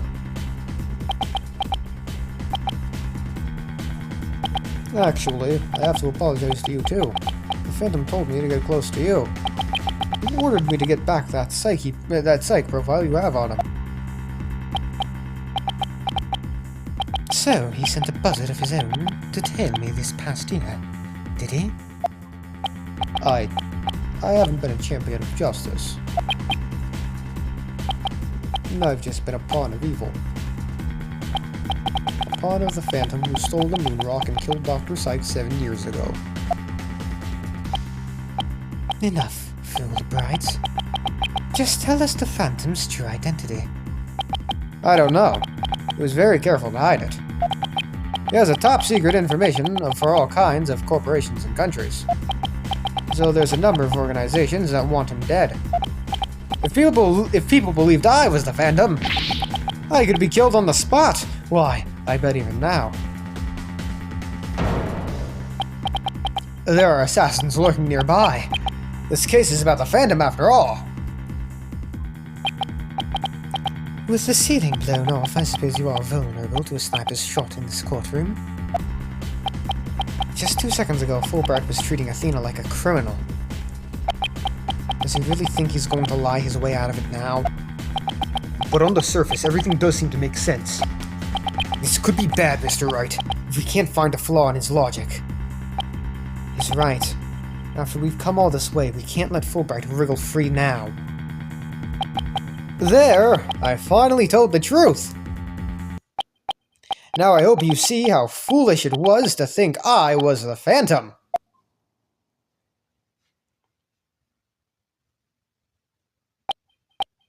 You're an intelligent man, Prosecutor Blackwell. You believe me, right? I believe you. I don't think you're the Phantom. What? How can you say that, Prosecutor Blackwell? It's obvious he's the Phantom. Silence! Evidence is everything, right, Dono? And you must admit there's no clear evidence that Fulbright is the Phantom. Yeah. Yes, as I recall, the only solid proof we've seen up to this point is the fact that Detective Fulbright fabricated evidence. But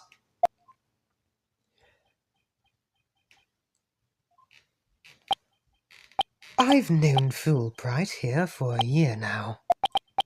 And all this time he's been quite intent on rehabilitating me. I don't believe his efforts were a lie. Prosecutor Blackwell! This fool truly thought he could reform a death row inmate like me. He went so out of his way in his efforts for me, he actually became quite a nuisance, really. Oh, Prosecutor Blackwell, you believe me!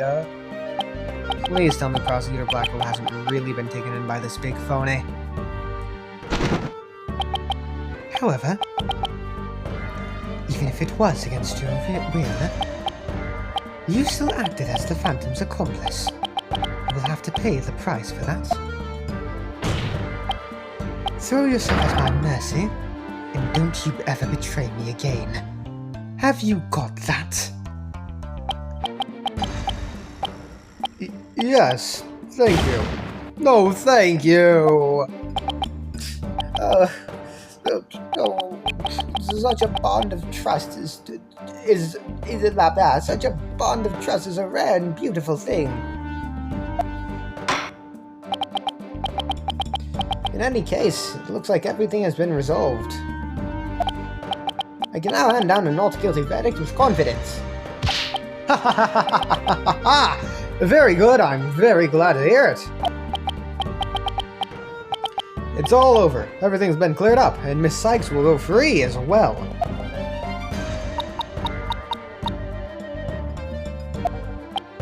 Mr. Wright, we can't let the trial end here. If we do, the Phantom, the man who killed Clay, will get away. I know, but... what do I do? I don't have any proof that Detective Fulbright is the Phantom. Is this it? Is he going to get away just like that? Now, if you'll excuse me, my next investigation awaits. And with that, I'm off! Hold it! That was not a very good... That was not my Athena voice. Hold it! The defense... no, wait. Not the defense. The defendant feels it's not time for a verdict yet and would like to see this trial continue. What? But I was just about to declare you innocent of all charges. It just doesn't feel right to be standing here. Hey, Apollo! Think you could scooch over?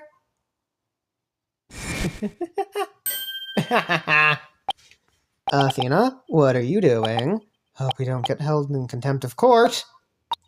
I have some questions for you, Detective Fulbright. I mean, she already went here before earlier.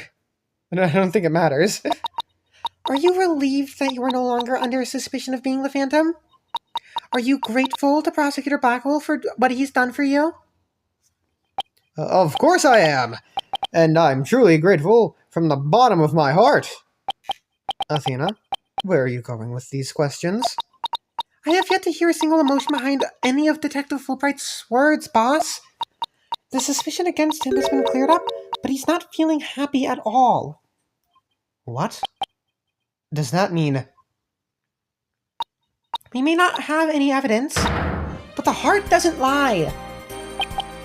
That's it. With your special ability, we just might be able to stop him.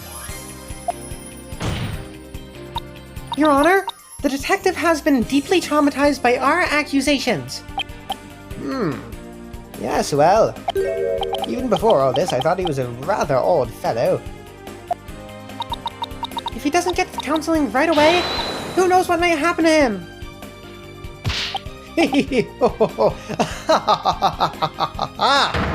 Prosecutor Blackwell, can you believe the nonsense the defense is spouting?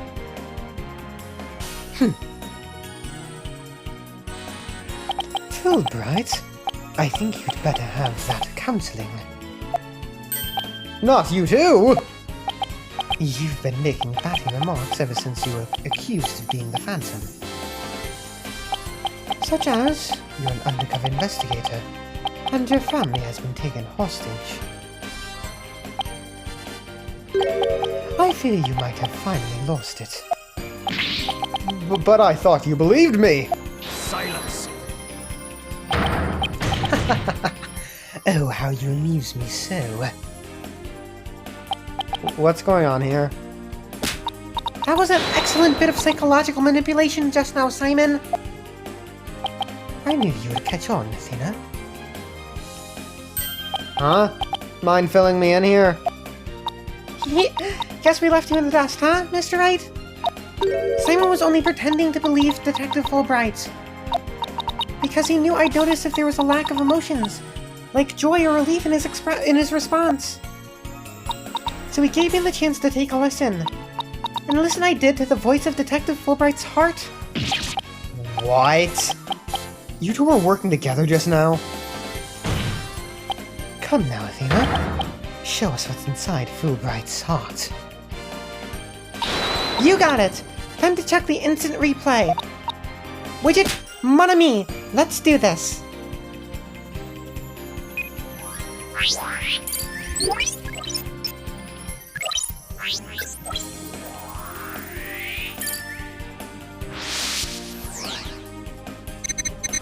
Thank you for believing in me, Prosecutor Blackwell. I am an undercover investigator, but the Phantom was coercing me.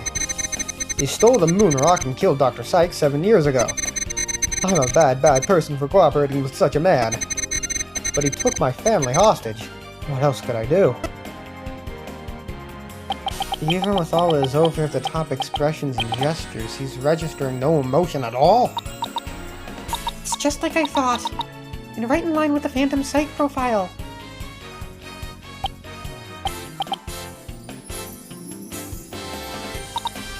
Detective Fulbright, this lack of emotion proves you're the Phantom.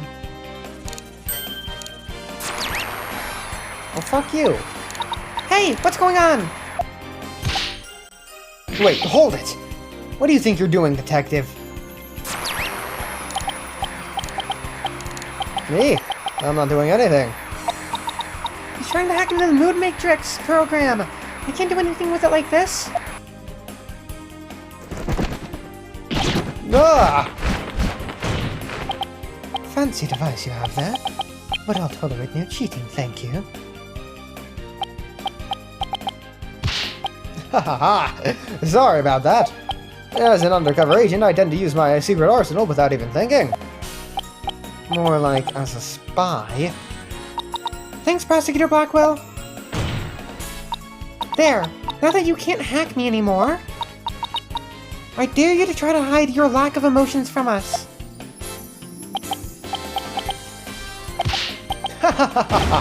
Lack of emotion? What are you talking about? Of course I have feelings. Oh, as a matter of fact, you've wounded me very deeply with that accusation. What's going on? All of a sudden I'm getting an overwhelmingly happy reading. Huh? But he's literally crying as a river over there. Oops, my mistake. How about this? Gah! Yikes, now he's angry all of a sudden? What's he trying to pull? Like as not, it would appear our friend is not completely without emotion. It's just as it says in Dr. Sykes' profile of the Phantom. The subject has a unique psychological makeup with almost no emotional fluctuation. Oh, I get it! So he has some emotions, right? Precisely. Which leads me to wonder why you can't sense any emotions from him at all. I believe it's most likely because he is controlling his emotions. Very good, Prosecutor Blackwell. You are correct. It's the result of my daily training. A very important skill for us undercover investigators, you know. More like for us spies. Seriously.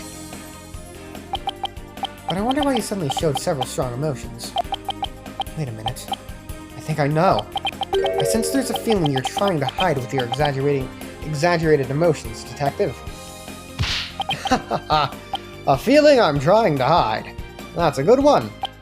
You're the ones who have been saying I'm the Phantom because I don't have any emotions. I was just trying to show you the range of deep emotions I truly possess. Then you have no objections to me analyzing you, right? No. Analyze away. But I will state it again, I am not the Phantom. And be forewarned that your analysis will have no effect. Because you're about to see what an undercover agent can really do. Me, the Phantom? No way. Oh, I'm so sad. Oh. See, I told you I have emotions. How dare you accuse me of being someone who would kill over a moon rock? And you regret cooperating with the Phantom, of course. But I'm so glad that this whole misunderstanding is cleared up now. What the? How are we supposed to pick out what's unnatural from this mess? I don't know what we can do with this either. This must be his defenses against your ability. This is very cluttered with both of you here. So you think this is what he meant by what he's really capable of? I hate to know what's going on inside that guy's head. Well, we know he's hiding something, and that he feels threatened by Athena. Being only human is true feelings, an emotion he can't completely conceal. must be hidden somewhere in his testimony.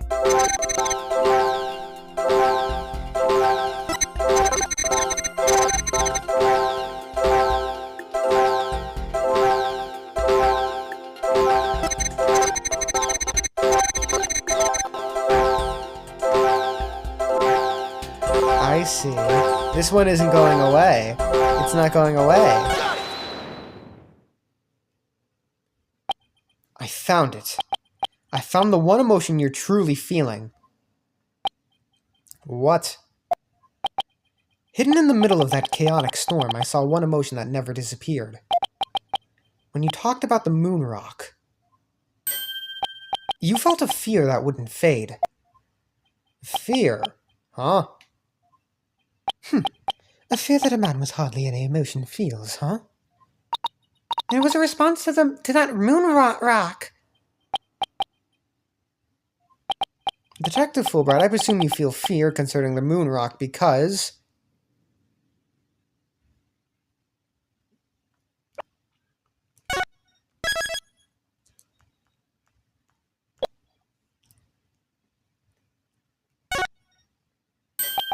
Of course.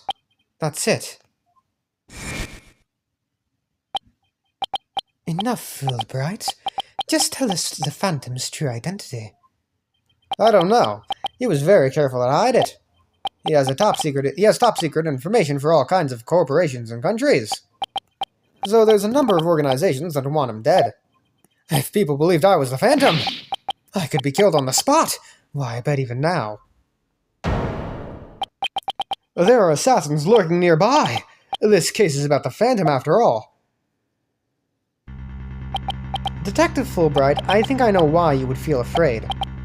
You are afraid of that the moon rock will somehow reveal your identity. If his identity were revealed, he would be killed immediately. That's certainly enough to make even the Phantom feel afraid. Me? Afraid? I don't know what you're talking about. So, there really is something about the moon rock that would reveal his identity. Apparently so. Wait a minute. Maybe the Phantom didn't so much steal the moon rock, but more like he had to take it with him. Because there was something on it that would reveal his true identity.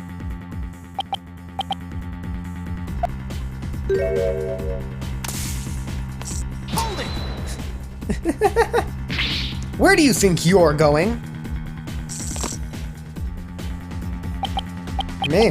I'm not going anywhere. Is it just me, or was he going to use that weird watch thing to try to get away? How many more of those toys does he have? And where can I get some myself? Detective Fulbright, you will answer honestly to this court right now. Why do you feel fear in connection with the moon rock? In justice we trust, not emotions, Mr. Lawyer. Evidence is everything. I'm the Phantom because I'm afraid. Don't make me laugh. Yeah. And what was that just now? But all human beings have hearts and experience emotions. Sometimes when analyzing a case from the psychological perspective is the best way the best way to find the truth. Eek!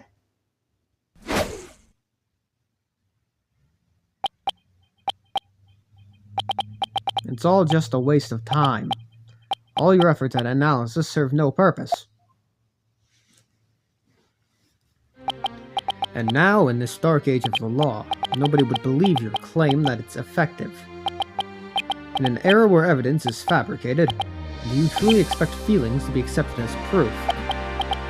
But where exactly is your proof that I fear the moon rock anyway? Well, I admit I don't have any conventional proof, but I still say that examining a person's heart has its merits. Oh, really? Then why don't you listen carefully with those special ears of yours? Listen to the voices of the hearts of the people in the gallery.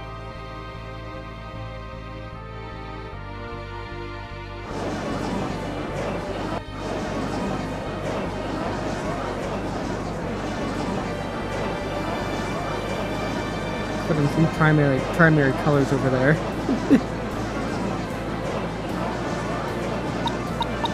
All I hear is distrust. As you can see, the people are on my side. Because all they see is a strange little girl using a weird little machine. But it's not like I use analytical psychology to falsely accuse people. Oh, he's got a feeling of doubting herself. Miss Sykes' analytical psychology has breathed new life into the courtroom. It has freed the hearts of many witnesses and has been key in getting to the truth. Ha ha ha! What nonsense! Your Honor, the defense's claim is a false one. I don't feel any kind of fear when it comes to the moon rock. I see. Very well, I will give the opinion of this court. In a trial, I don't feel that a person's emotions are quite as compelling as actual evidence is. But, Your Honor...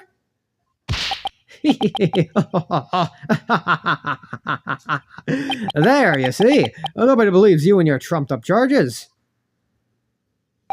However, I do believe Miss Sykes' analysis can contribute to making the truth clear. I have seen her do this firsthand several times already. Surely you jest. So does this mean you will accept my findings in this trial, Your Honor? Yes, I believe your claim, Miss Sykes. I think there is merit in examining why the witness feels fear in regard to the moon rock. That is the court's opinion on this matter. Then that's a win for me. Now, a win for analytical psychology. Now, Mr. Phantom, you will tell this court the reason for your fear. Analytical psychology. My fears. Fine! I'll show you precisely why those abstract things can't be considered evidence.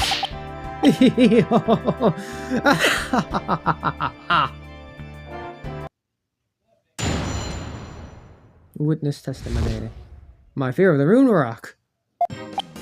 I felt fear when I thought about the moon rock because it reminded me of the Phantom. Yes, I'm very afraid of him because he took my family hostage. What reason would the Phantom have to be afraid of the moon rock? None at all.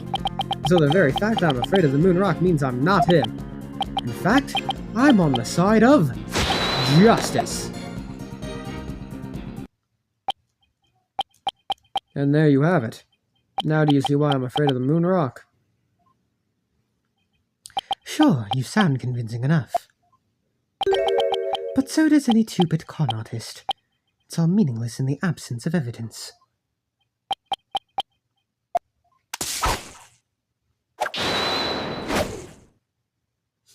Fuck. The Phantom is like the mist. No flesh, no bones. My sword alone cannot cut it. Right, Sterno?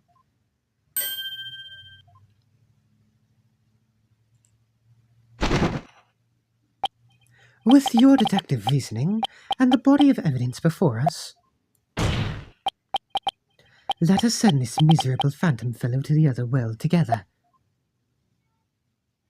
You and I, Prosecutor Blackwell, we have a duty to bring the Phantom down and restore the people's faith in the courts. Indeed, by covering Verthian, I allowed the Phantom to escape.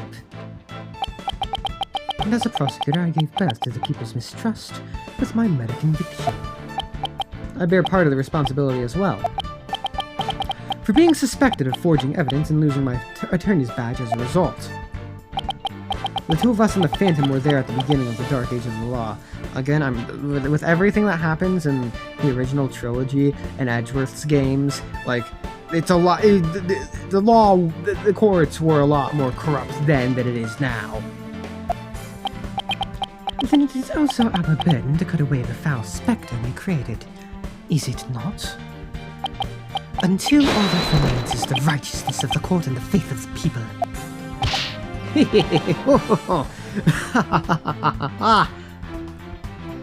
Trust. Understanding. Fragile ideals of the masses who are controlled by emotion. Humans can't truly trust each other, which is exactly why The illusion of trust is so enticing. Objection! Once two people overcome their misgivings, that's where real trust is to be found. You're free to believe what you want, but trust like that is stronger than you and your lies always.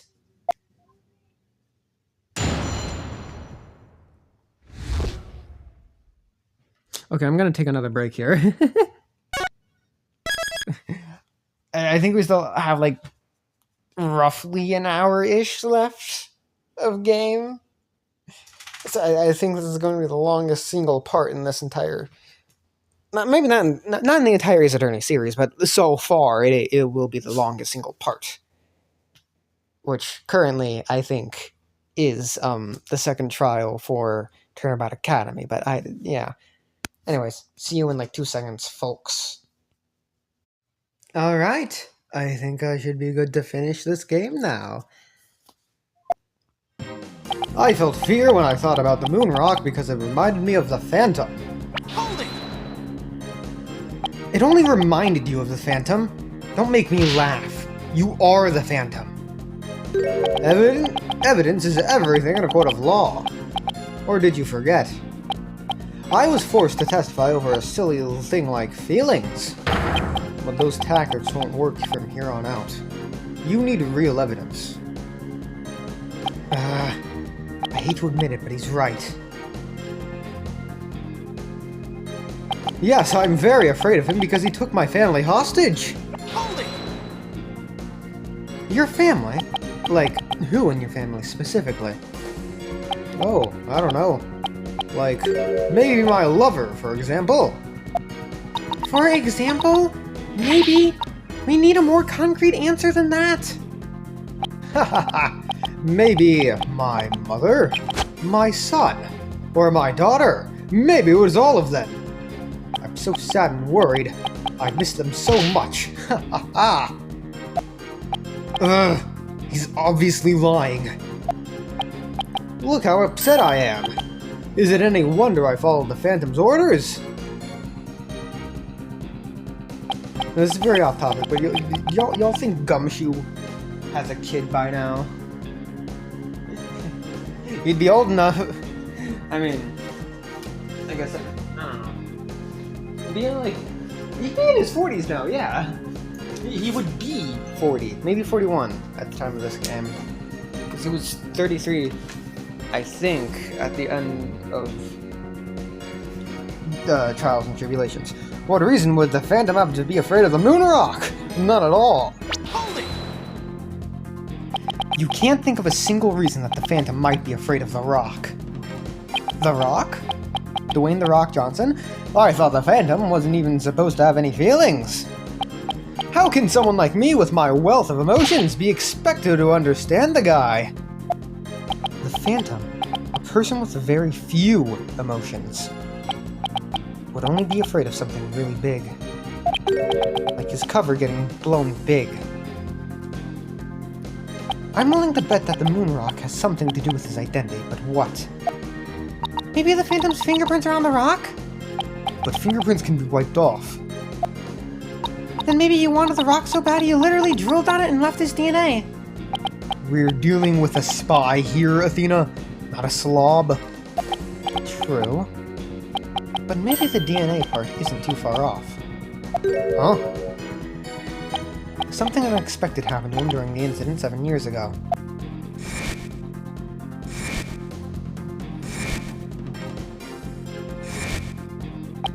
I just know I have something that can show why the Phantom is afraid of the moon rock. I'll just continue with my testimony while you're pondering then, if you don't mind. So, the very fact that I'm afraid of the moon rock means I'm not him. Hold it! And how afraid are you exactly? I'm so scared I start to shake even when I see the moon in the sky. Do you shake when you see Miss Sykes' earring? Well, to be honest, since the very first time I met Miss Sykes, I felt more than a little frightened of her. I guess some people just inspire that much fear in others. Mr. Wright, You were thinking something mean-spirited and rude, weren't you? Of course not. Must beef up mind-reading defenses. Now do you understand? The very fact that I'm afraid of the moon rock proves that. In fact, I'm on the side of justice. Hold it! After all that you've done, how dare you speak the word justice? In justice we trust. I'll say it as much as I want and with absolute confidence. Whatever I say is just. That's how it works in this dark age of the law. He won't get the best of me with that twisted argument of his. I'll find a way to get him right where I want him. Detective Fulbright, or rather, the Phantom, feels fear in regard to the moon rock. It probably has something to do with being afraid of that his true identity will be revealed. Right. So that's why the Phantom had to take the moon rock with him 7 years ago. In that case, if we had something to show the real cause of Fulbright's fear, we just might be able to expose his true identity.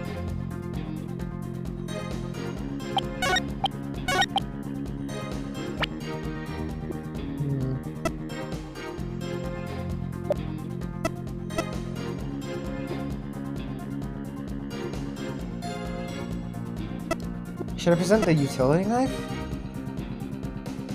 Objection! Yes! Detective Fulbright, I assume you know what this is. Of course! That's the knife the Phantom used to kill Clay Taryn. That's right. And the exact same type of knife Miss Sykes used 7 years ago when she stabbed the Phantom's hand. Yes, that was discussed earlier, as I recall. He dodged at first, so I only got his clothes.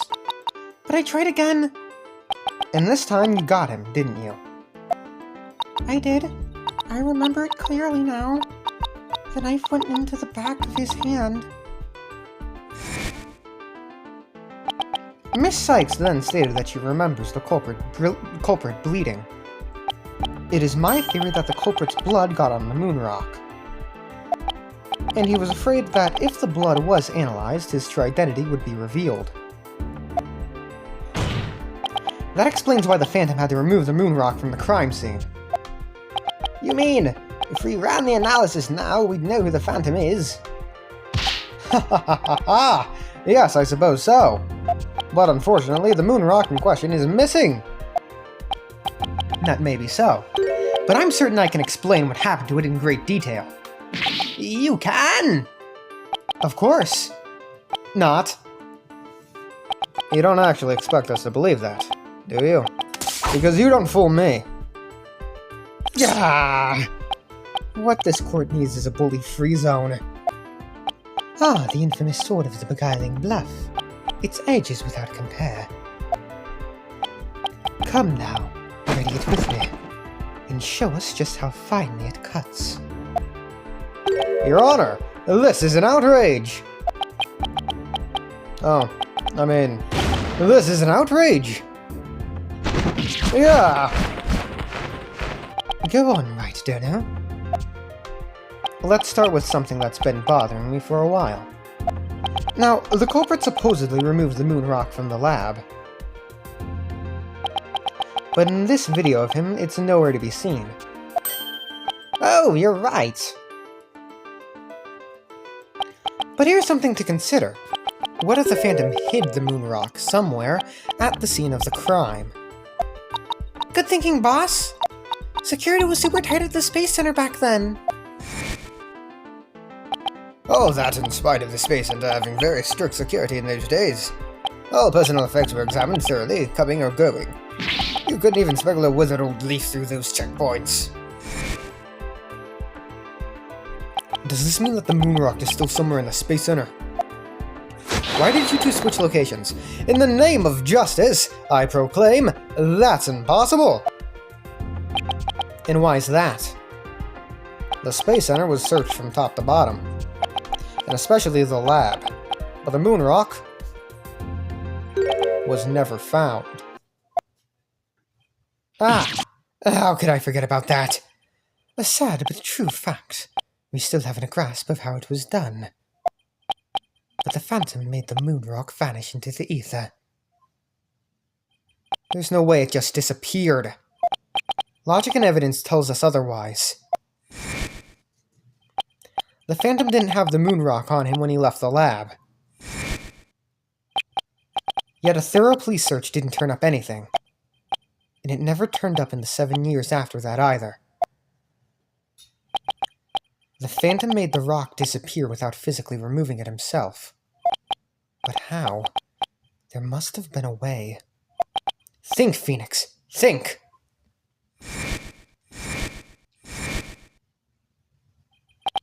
How did the moon rock vanish from the robotics lab? So, can you or can you not show what happened to the moon rock, Mr. Wright? Yes, I can, Your Honor. What? Oops, sorry. I mean, what? Question mark. In that case, let's have your answer, Mr. Wright. How did the Phantom make the moon rock disappear from the crime scene? Hope capsule, I think. Take that! That's the Hope capsule, right? The one that went up with the Hat 1 rocket. He couldn't carry the rock out, but he couldn't leave it in the center to be found either. So there was only one safe place to stash it. The Hope capsule that was there in the lab that day. Yes. And the team must have loaded it onto the Hope space probe eventually. But if that's what happened, then the moon rock would have been launched up into space along with the rocket.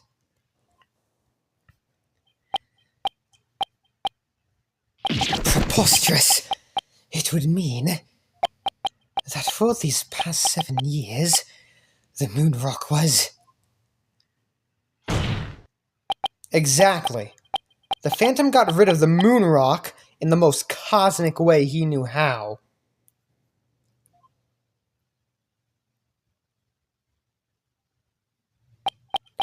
It was out there in the depths of space, aboard the Hope space probe. What? I can't do both of their voices. Order! Order in the court! I understand now. The Phantom's original scheme was to sabotage the Hat 1 anyway. The villain, he used his primary objective to conveniently kill 2 birds with 1 stone. That's right. He planned for the moon rock to be turned into cosmic dust out in space, thereby destroying the one piece of evidence that could reveal his true identity. But Mr. Starbuck and the others foiled the Phantom's plot.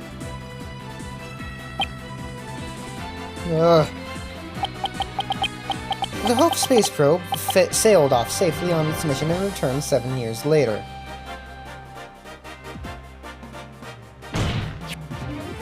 With the capsule in tow. Yeah. If we analyze the blood on the moon rock, it should make one thing crystal clear. That you were the Phantom all along, Detective Fulbright.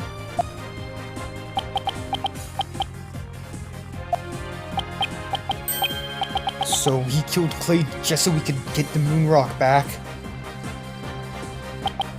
I believe so.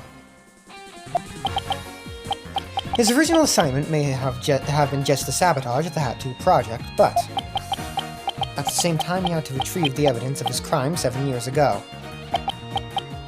That's why he went to the boarding lounge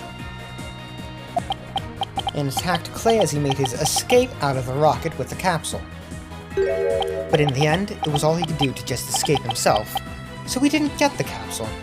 Clay must have done everything he could to stop Fulbright. He probably hung on to that capsule for all he was worth until his very last breath.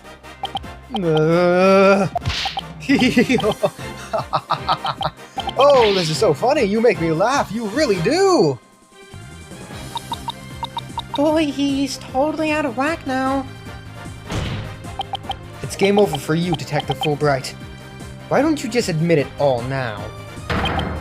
There's nothing to admit. I'm Bobby Fulbright, undercover investigator, I tell you. I am not the Phantom. The blood on the rock is just another one of his schemes. A trap. Now I'm not sure what to think. I suppose if the Phantom is a spy with assault, a trap is not out of the question. Objection! But in that case, you could say anything is a trap. That's what makes a trap. I've been framed into taking the blame for the Phantom. Your Honor, I believe further investigation is in order. Silence! Further investigation? More like plotting your escape. But no more. I will bring you to justice myself if I must. Here and now. I guess it's time to show you just what I'm really capable of. Die, Siren Blackwill! Hey, you guys aren't really... Hold it!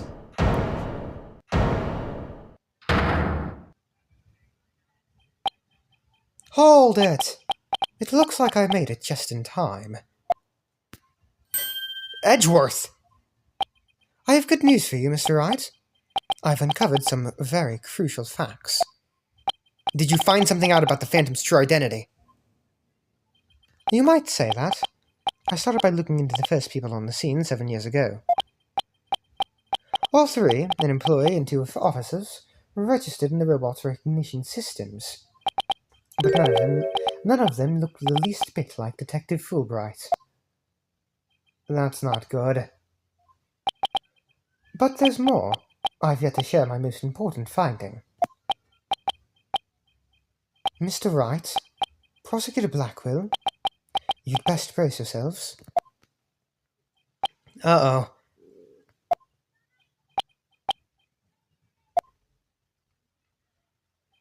The man you see there before you, Bobby Fulbright, is already long dead. Huh? What's that supposed to mean?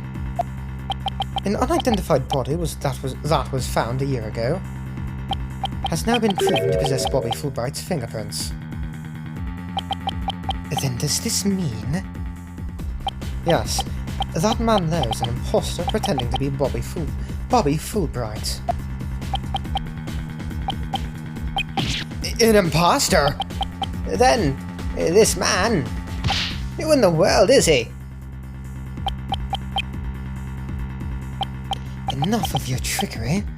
If you will not reveal yourself to us, then I shall do it for you. How the fuck did you do that? What the... No! No! His face! Oh, look what you did to my mask. Mask? What is the meaning of this, witness? Okay, you got me. I guess I have to show you who I really am now.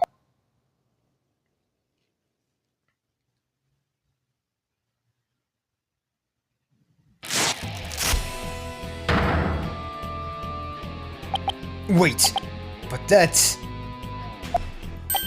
Hey, Apollo. Yup, it's me, Solomon Starbuck. Mr. Starbuck. But that can't be right. You can't really be the Phantom, can you? Silence! Of course not. The real Starbuck was aboard the Hat 1, which was said to be destroyed. Also, they were in the same... These two were literally in the same room yesterday.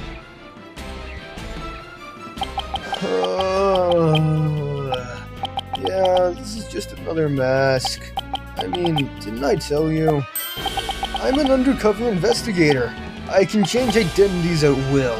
I can be anyone I want. Objection!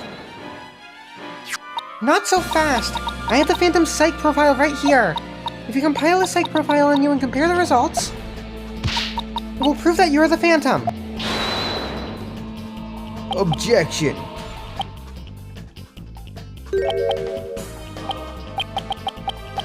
Oh. It's time for me to show you the real meaning of the phrase, the ends justify the means. That voice. Those words.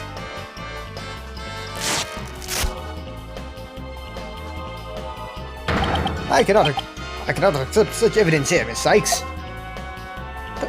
Professor Means? His mask? I'll take what I want by any means necessary. Now, give me that evidence.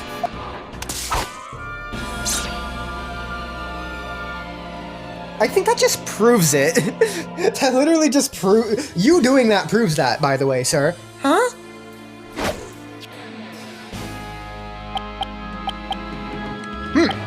Time to take out the trash.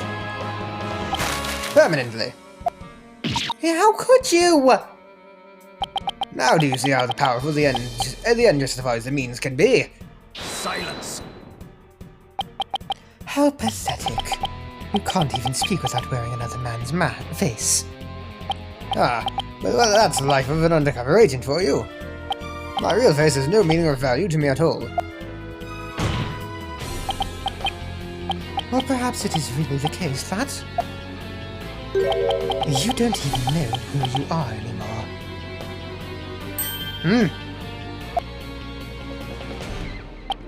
What must you see when you look in the mirror, Mr. Phantom? Not an awful lot, I'd wager. Well, aren't you just a master of psychology, Blackwell? That's right. I don't know who I am. I am always living as someone else for my assignments. I don't remember what my face looks like. Or even what my personality was like. My face, memories, personality, beliefs, emotions, and so on. I left them all behind. I have no self. I am no one. I am nothing but in an endless abyss. What's with this guy? Is he even still human? And now we resume with your lesson, Professor Wright. Oh, Huh? I believe you made this argument earlier.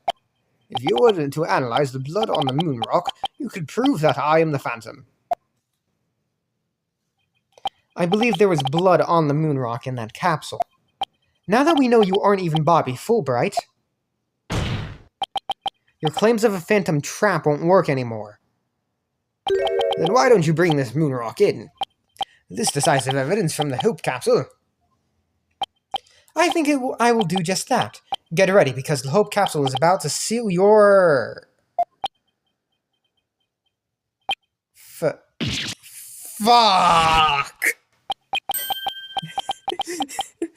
Let Phoenix say fuck. It was a courtroom bombing from the other day. The capsule was there in the courtroom as evidence, and was blown to smithereens. It looks like you have finally caught on. Full marks for the defense for effort. But what a shame what a shame your hope was lost in that courtroom explosion. Hope? Hope versus despair. It's me, Nagito Komaeda. How hopeless this situation is. Sorry, I had to. So that's the real reason this courtroom was blown up. It was all for the Phantom to destroy that one piece of evidence. I can't believe it. Have we really reached a dead end after coming all this way? Has the only evidence we have on this guy really been destroyed? How dare you continue to call me the Phantom? As I've said all along, I'm just a nameless undercover agent. Objection! And the defense will continue to assert that you are the Phantom. Furthermore, we have proof. Or at least a prayer. I'm afraid that won't do, Mr. Wright. At least put some weight behind your sweet, right, Dono? I know, I'm trying. There's only one thing that can unmask this menace. The moon rock. that was blown to bits in the courtroom bombing. And yet, is it really gone without a trace? What if some tiny part, some little fragment still exists? Yes, and you can see the stolen moon rock there too. That strange black and yellow thing on the left side of the picture? Very well, Mr. Wright, let's see your proof. What happened? What evidence will finally prove the Phantom's identity?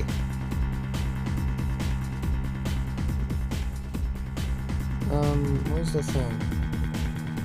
Is it this? Yes, it is this. Take that! Isn't that the bomb that blew up the courtroom? And the moon rock along with it? Are you saying that this will reveal the Phantom's identity? Yes, Your Honor. Focus your attention on this photo taken after the bombing. Specifically, right here.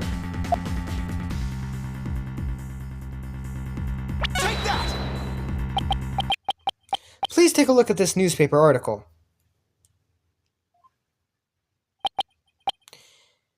This article about the hat won. Now please note that the strange black and yellow rock there on the left. That's the moon rock. And when we look at this photo of the bomb fragments, see how there is a rock-like object with the same coloration? Oh my, yes, I see it!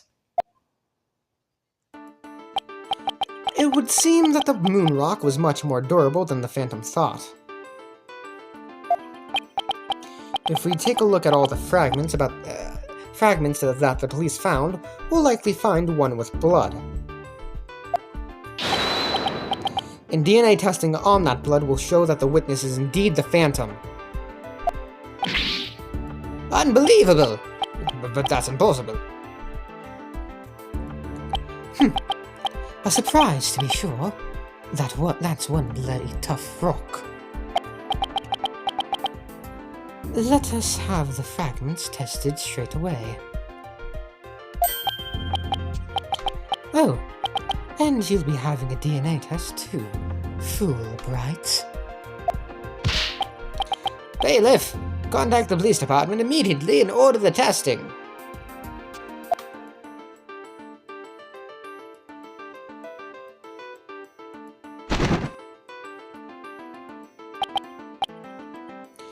Prosecutor Blackwell, what do the test results show? There was a rock fragment that had blood on it and that appeared to be several years old. DNA testing revealed... Well, I'm sure you know full well what it revealed.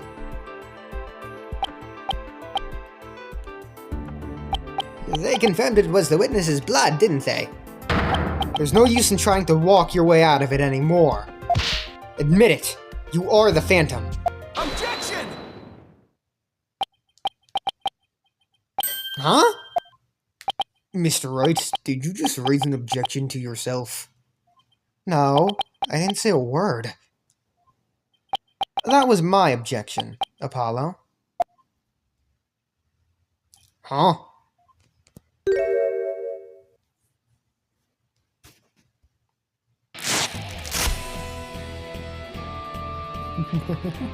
Why? It was a pretty good objection, too. Don't you think? This looks weird. Now it's me. So, did you have an objection or not, Mr. Wright? Huh? Oh, no. Not really, Your Honor. No, not to you, Mr. Wright. I mean the witness, Mr. Wright. Could this trial get any more insane? Mr. Wright, this fragment of rock in the photograph, and those just like it. I like how it says Phoenix with a question mark. How can you be sure they're pieces of the same moon rock that was at the robotics lab? Care to explain what you mean? Well, there may have been a rock or two in the courtroom that had my blood on it. But how do you know they're not just rocks? You can't prove they're the moon rock, right? Objection! Don't be absurd. Just compare the fragment with the rock in the newspaper article. Anybody can see that they're the same. They have the exact same coloration. Objection! But maybe some other rock with the same coloration happened to be in the courtroom. So, you're gonna see this in the investigation game. The second Edgeworth Investigations game. But they do literally this exact same thing with the protagonist. I don't know. You'll see when we get there. Like, this gets diminished because Investigations 2 did it first. It's highly unlikely a rock with such a unique appearance just happened to be there. But you can't deny it's a possibility. Objection! But your blood was found on one of those fragments. Apollo, there's nothing suspicious about my blood being on a piece of rock. And why not? I know it sounds like an excuse, but several years ago I tripped and fell in this very courtroom, and was hurt pretty badly. Maybe that's how my blood found its way onto a piece of rubble. Even he must realize how ridiculous that sounds. And yet, I suppose it's not completely out of the question. I see you're starting to sweat, Mr. Wright. I thought that the worst of times are when lawyers have to force their biggest smiles. You're the last person I want to hear that from. Well, then why don't we have those fragments analyzed? We could ask an expert to verify if they were from the moon rock in the robotics lab or not. I'm sorry, but I'm afraid that just isn't going to be possible. And why not? In order to prove that the fragments are from what you say they are from, you'd need a sample of the moon rock from 7 years ago to compare it with. But that moon rock doesn't exist anymore, and there's no sample data left either. So you see, short of going back in time, there's no way to prove that any of the fragments are from that moon rock. Oh! No! There's really no way to prove it. Are you finally ready to throw in the towel? Objection!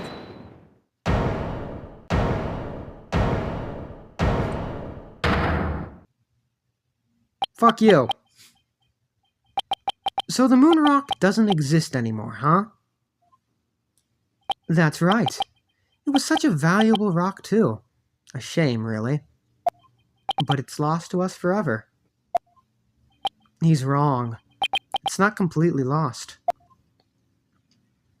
There's another piece of it, right here by our side. A shining fragment of hope that can turn everything around. The final piece of evidence to put this phantom away for good. The defense has a piece of evidence that completely contradicts your claim.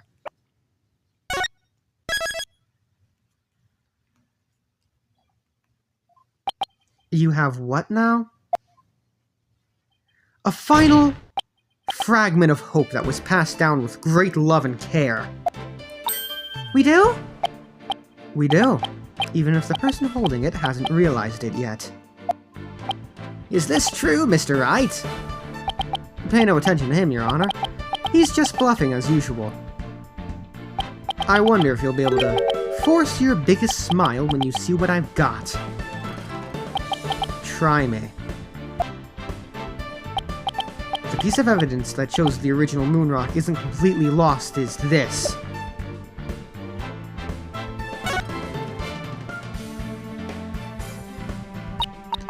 But just about the only things my mother left me was our widget. And this earring. Maybe she did love me, in her own way.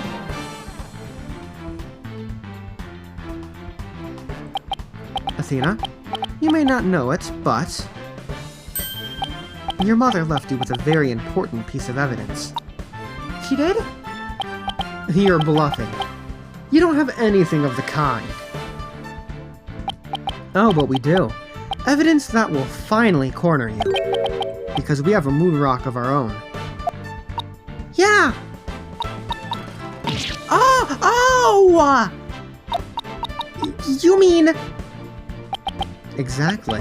A gift Dr. Sykes left her daughter. An item Athena has cherished and worn all these years.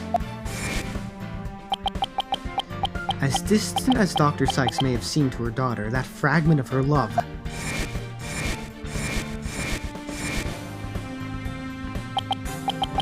will shake off the darkness of the past and give us all hope for the future. This is the defense's sample of the moon rock. Take that! That's your sample. This earring that Miss Sykes always wears was made from that original moon rock. What? All this time, it was right here all along.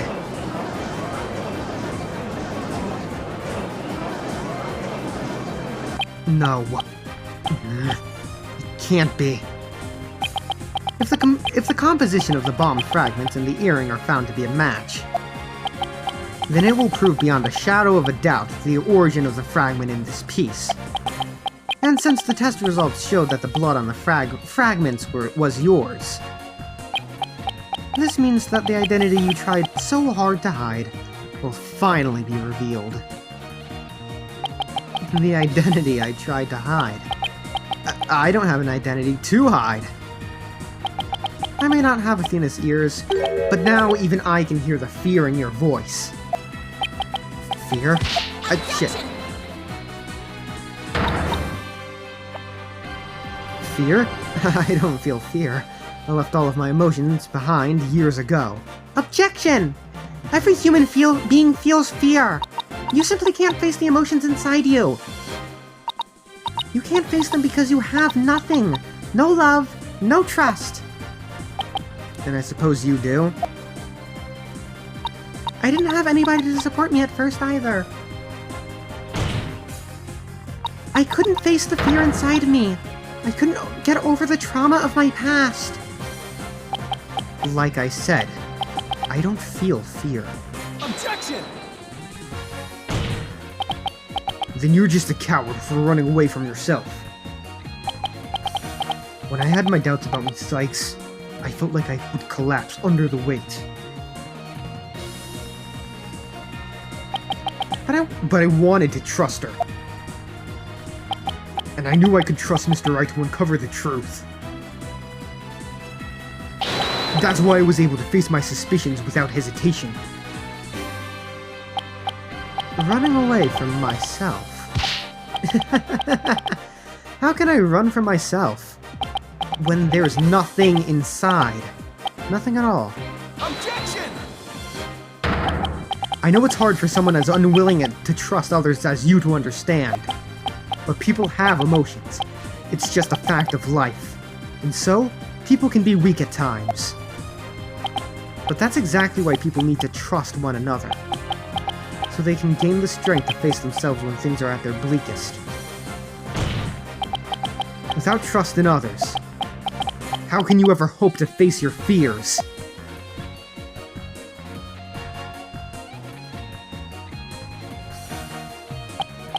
The fear inside of me? Is this... No.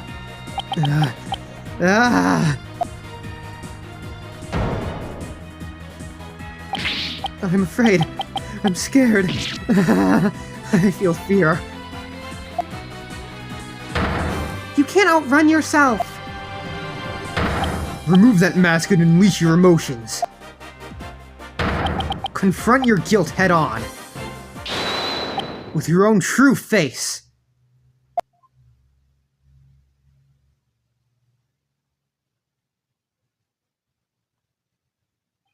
My own true face. No, please don't. I know you're here. Where are you, Sissy? I haven't revealed anything yet. Honest.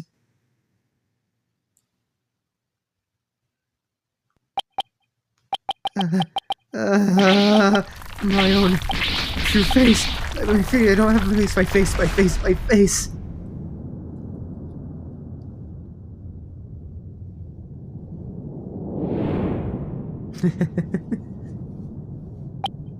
Is this my face? Is it?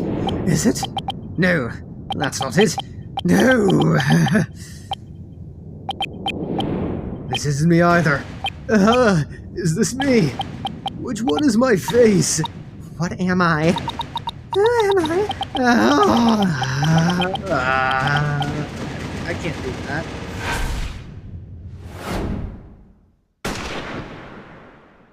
He's been shot.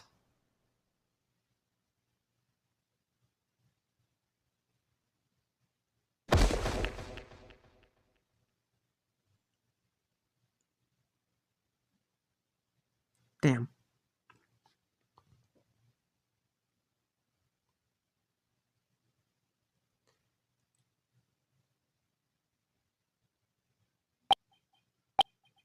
A sniper attack in this very courtroom.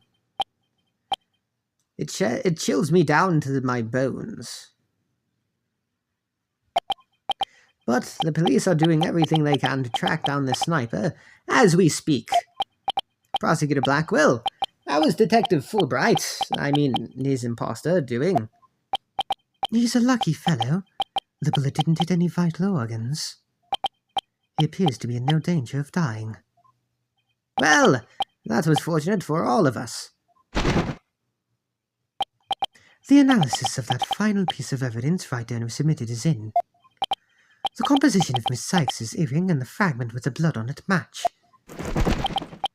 We can now be certain that it is a fragment of the moon rock in question. The murders and bombings at the Space Center, both past and present. The bombing of courtroom number 4, and all of his other crimes, as numerous as the stars.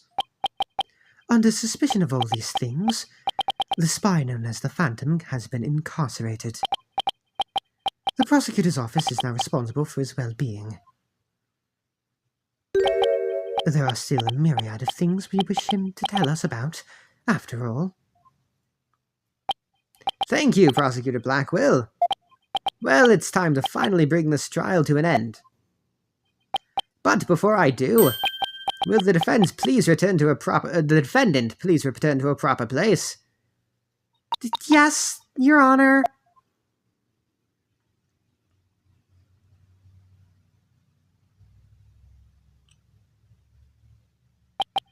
Now then, this court finds the defendant, Athena Sykes, not guilty.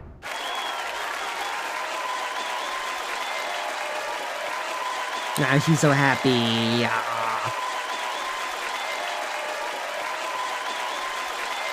He's happy too. Court is adjourned.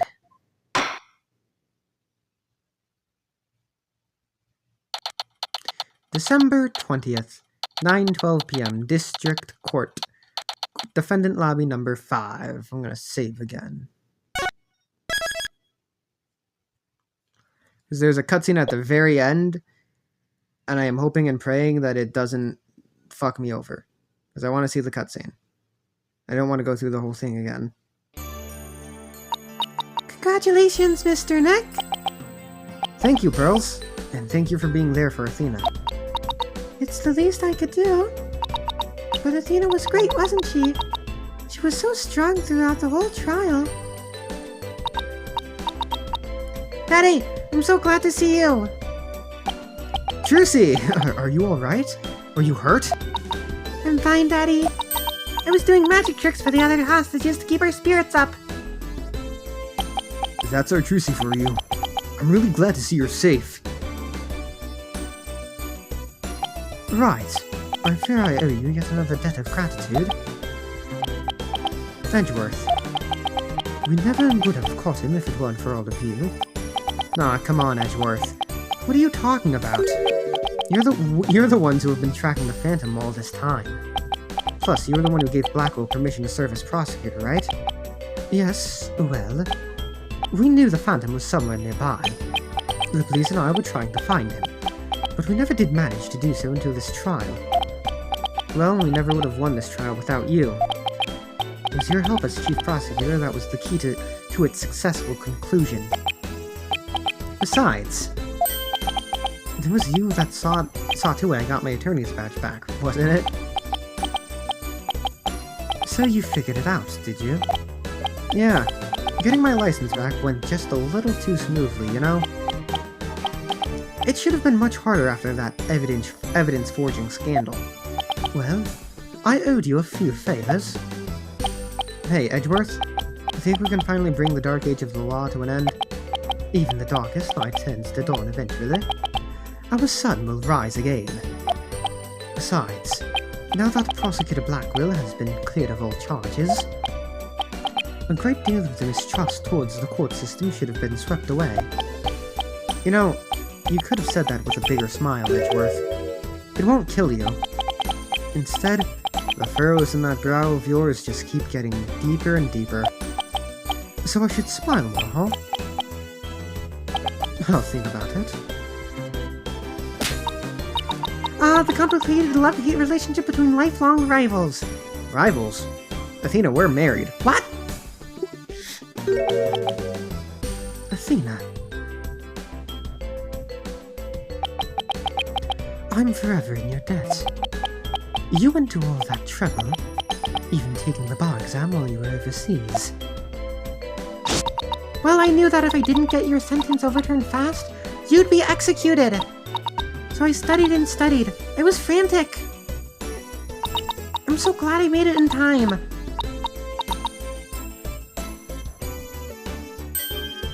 Aww. Just barely. But I still made it.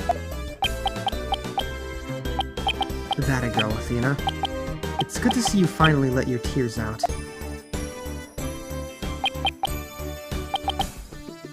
Yes, I survived by the skin of my teeth thanks to you. Shame on you, Simon, for trying to throw your life away like that. It was never my intention to just throw my life away. But some things in this world are more important than your own life. Like what? My honor-bound duty to protect with my life my mentor's most beloved treasure. Huh? That's some loyalty. This guy really is a samurai through and through. Well, it looks like we can breathe easy now. Apollo, Athena, thank you both. It took all of us together to pull it off. You bet, boss. What a team we are, huh?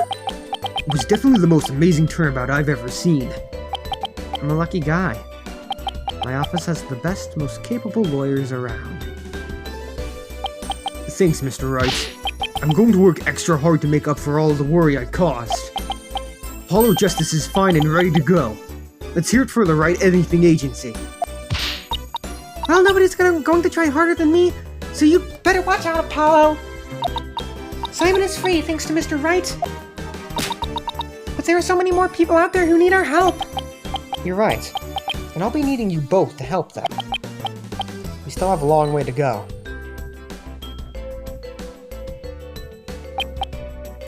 Get ready, you two. We won a major victory, but the war is far from over.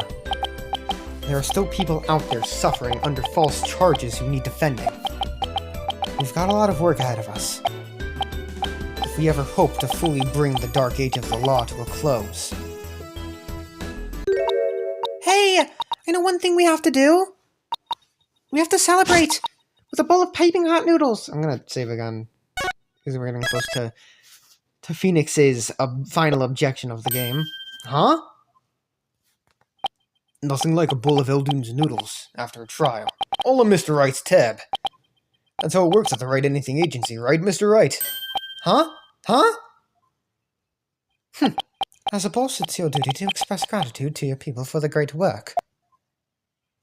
In that case, allow me to join in the festivities. I would greatly welcome a bowl of noodles. I am also broke as fuck. They don't pay me because I'm a prisoner. Huh? Huh? Huh?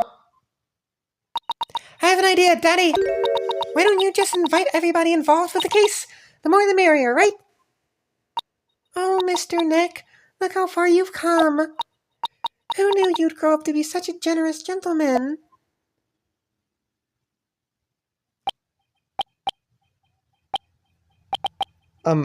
Guys?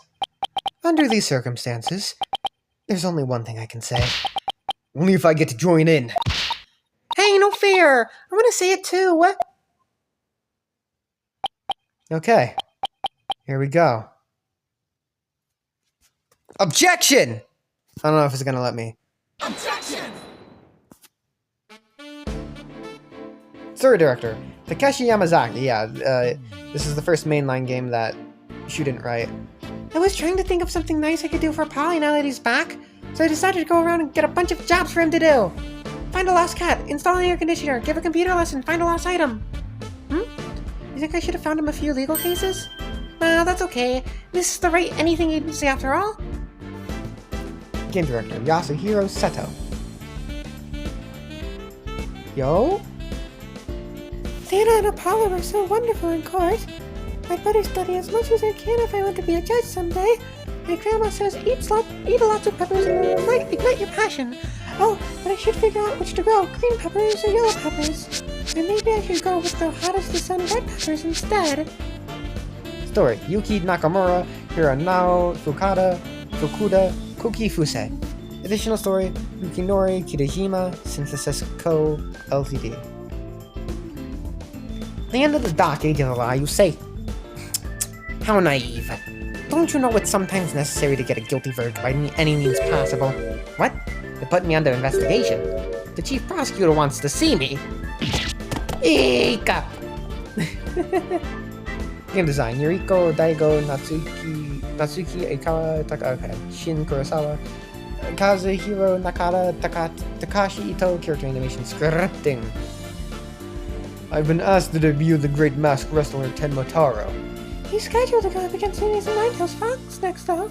Oh, what to do? I'll fight to the finish with myself? Why don't you ask Mr. Demon Lord to be the Amazing Ninetales? That's not a bad idea. I bet he'd be all for it. Caw, caw, caw, caw. So we are meet to meet for the foe, something. That's going by too fast. Takurofus. You! Would you believe it? I'm Alderman of Ninetales Vale now. Pretty impressive, eh? I took after Rex Gilby for the good of my beloved village. What do you say? Would you like to make a little donation to help us out? Hey you, what do you think you're doing singing around the manor? The jig is up. Better make a run for it. Character number 30 model. KG! Your turn to die. Wait, I thought I wanted to be an artist, but after seeing the amazing job Athena did, I started becoming genuinely interested in law, so I'm studying for the bar exam now. I'm going to prosecute Athena someday. You'll SEE. I'm studying my buns off too, but not for the bar exam. I'm going to pass the themes entrance exam on my own merit this time. With a score of 100 points, of course. Hugh, Juniper, our dream will live on forever! Model animation, Sayori, Shintani, Shinji, Kaminaguchi, Yohei, something. I found really sweet boxes for all three of them, but they won't wear them. Is it because I want to be a legal journalist instead of a lawyer or a judge? But anyway, thanks to the child, the school newspaper's future is as bright as can be. Now let's see what the fresh blood have to say in the news school paper. Our editor cried so hard at a graduation rehearsal, the cardboard box got soggy. Backgrounds: Takanori, Ishikawa, Matsui Ueda, Ichinose, Kaniko. Okay, it's going by too fast. The one night only reunion concert, I still remember something. The president of the student council sang like no high school student I've ever heard. Then she's a judge in her own court someday. I'd love to have a jam session with her. It'd be the coolest trial ever, yeah? I can already hear it now. User interface: Shinya Wada. Miwa Kuramitsu Yusuke Saikai. I couldn't read the last person. I gave this place a good cleaning from the top to bottom, but it's already a mess again. I guess the only thing I can do now is clean up the attitudes of the people in this office. Was Mystic minded to come here once her training is over? It simply must be done. Illustrations: Kenichi Ueda, Midori from Your Turn to Die, Yamamoto. Special effects: Atsushi Takai. Haha! Humanity's dreams for outer space will never die. In fact, planning for that 3 rocket has already officially begun. Look upon me, people of this great nation, and witness the glory of Yuri Cosmos. What do you... Oh, Director! Yes, the rocket preparations are fully complete. Yes. You just leave everything to me. Assistant Director Yuri Cosmos, who's the director now? Lead Naotaka Nada, Toshiko Honda, Masato Inami, fucking hell. Additional programs: Shunichi Yamada, Kei Hashimoto, Bin Han. I'm going to the moon on the new rocket. If Athena or Mommy Menace came to the moon, I would love to show them around. Which is more interesting? Monty's Piranhas or the Mars Tranquilus? You'd think they would like you on either one? Yay! Hooray! I wonder how Miss Aura is doing. I'd rather be near Miss Aura than on the moon. Oh, Miss Aura, I just want you to use me again like you used to! Music: Noriyuki Iwadare. Ready for launch. 5, 4, 3, 2, 1. Lift off! I'm going for the moon for real this time. Thanks, my lords, I know now I should never give up. But I'm worried. Can't breathe in space, and in fact, it's cold as heck. Oh man, I'm getting really nervous. Sound director: Toshihiko Horiyama. Sound design: Shin Amagashi. No, I'm not employed here. I simply came to request the services in defense of my sister. But no one's around, and I've been kept waiting for a long time. And what sort of case brings you here? Oh, your father was accused and you wished for Athena to defend him. And perhaps he and I shall meet in a courtroom in the near future. Blackwell, I don't think they're gonna... Genesu! Apparently she left Capcom. That upsets me. Man, that kind of really upsets me. I look forward to your next month's salary assessment. Eek, please forgive me! Blackwell's acquittal has brought all manner of ills in the prosecutor's office to light. It would seem solving that case has thawed the chill of winter into the warmth of spring. Now I owe Wright yet another debt of gratitude. But I will repay him one day. You can trust in that. Producer: Motohide Eshiro. Yeah, I'm gonna admit, if she did leave Capcom, I'm going to miss Janet. I don't know how to pronounce her last name properly. And then a lot of these names. Sam Riegel. Wow. Bones. Director: Kenji Nagasaki. Yeah, there's a lot of names, man.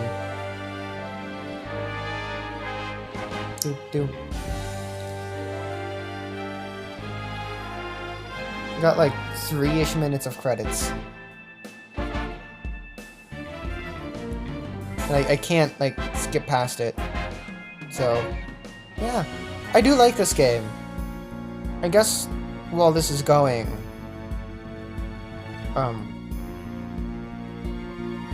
we will be playing Spirit of Justice next. And we're going to be playing the DS version because the mobile version is buggy, and I can actually play the DS version now properly. I used to use Citro, but there's a different emulator now that's better. So yeah, Zahara, I think it's called. I think it's pronounced. So we're gonna be using that, and I get to use outfits. I mean, we're gonna use the outfits. Phoenix's first outfit is fucking weird.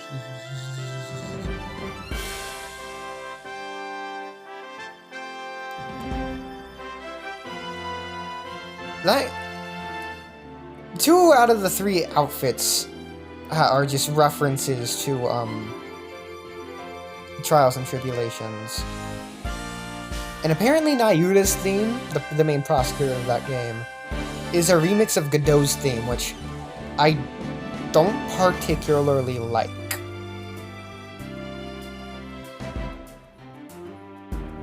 I don't know.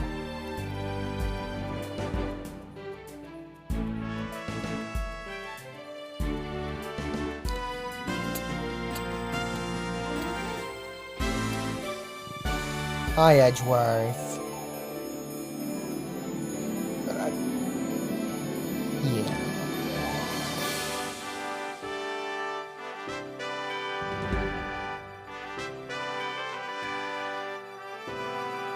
Okay, we're almost done with this. Good, good.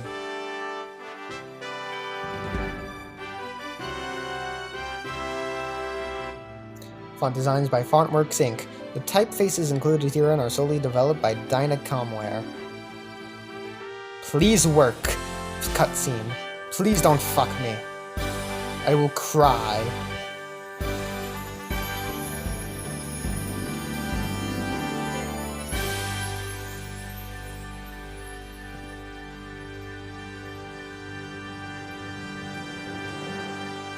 If it doesn't work, I'm just gonna... Okay, it works, okay.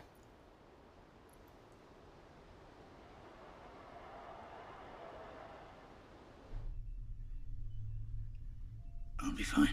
I'll be fine. I'll be fine. I'll be fine. T-minus 15 seconds. I wasn't that far off with his voice. 10, 9, 8, 7, That makes me happy. 6, 5, 4, 3, 2, 1. Liftoff.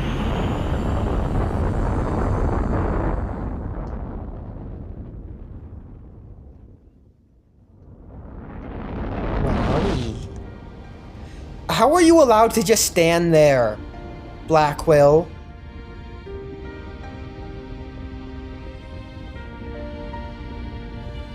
Hey, she can see it from her cell. That's fun. That's funny. That's nice.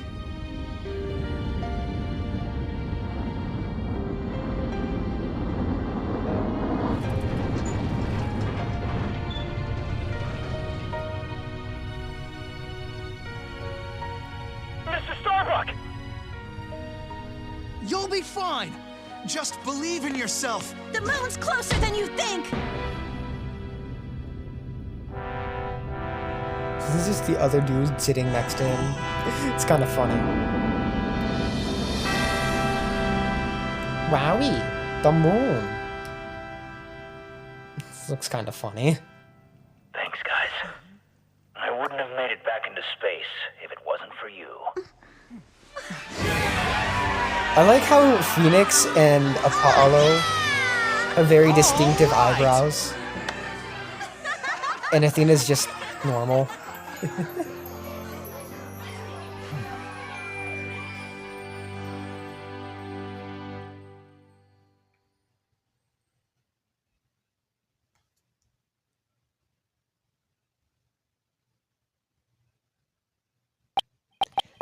Through the years, I've seen as much joy as heartache, honesty as deceit. But just as Mr. Starbuck was able to escape the harsh pull of his fears and despair, I believe that hope and friendship can lift us all up towards a brighter tomorrow. Okay, that's a Danganronpa reference. You can't use the words hope and despair immediately after each other and have it not be a Danganronpa reference. End.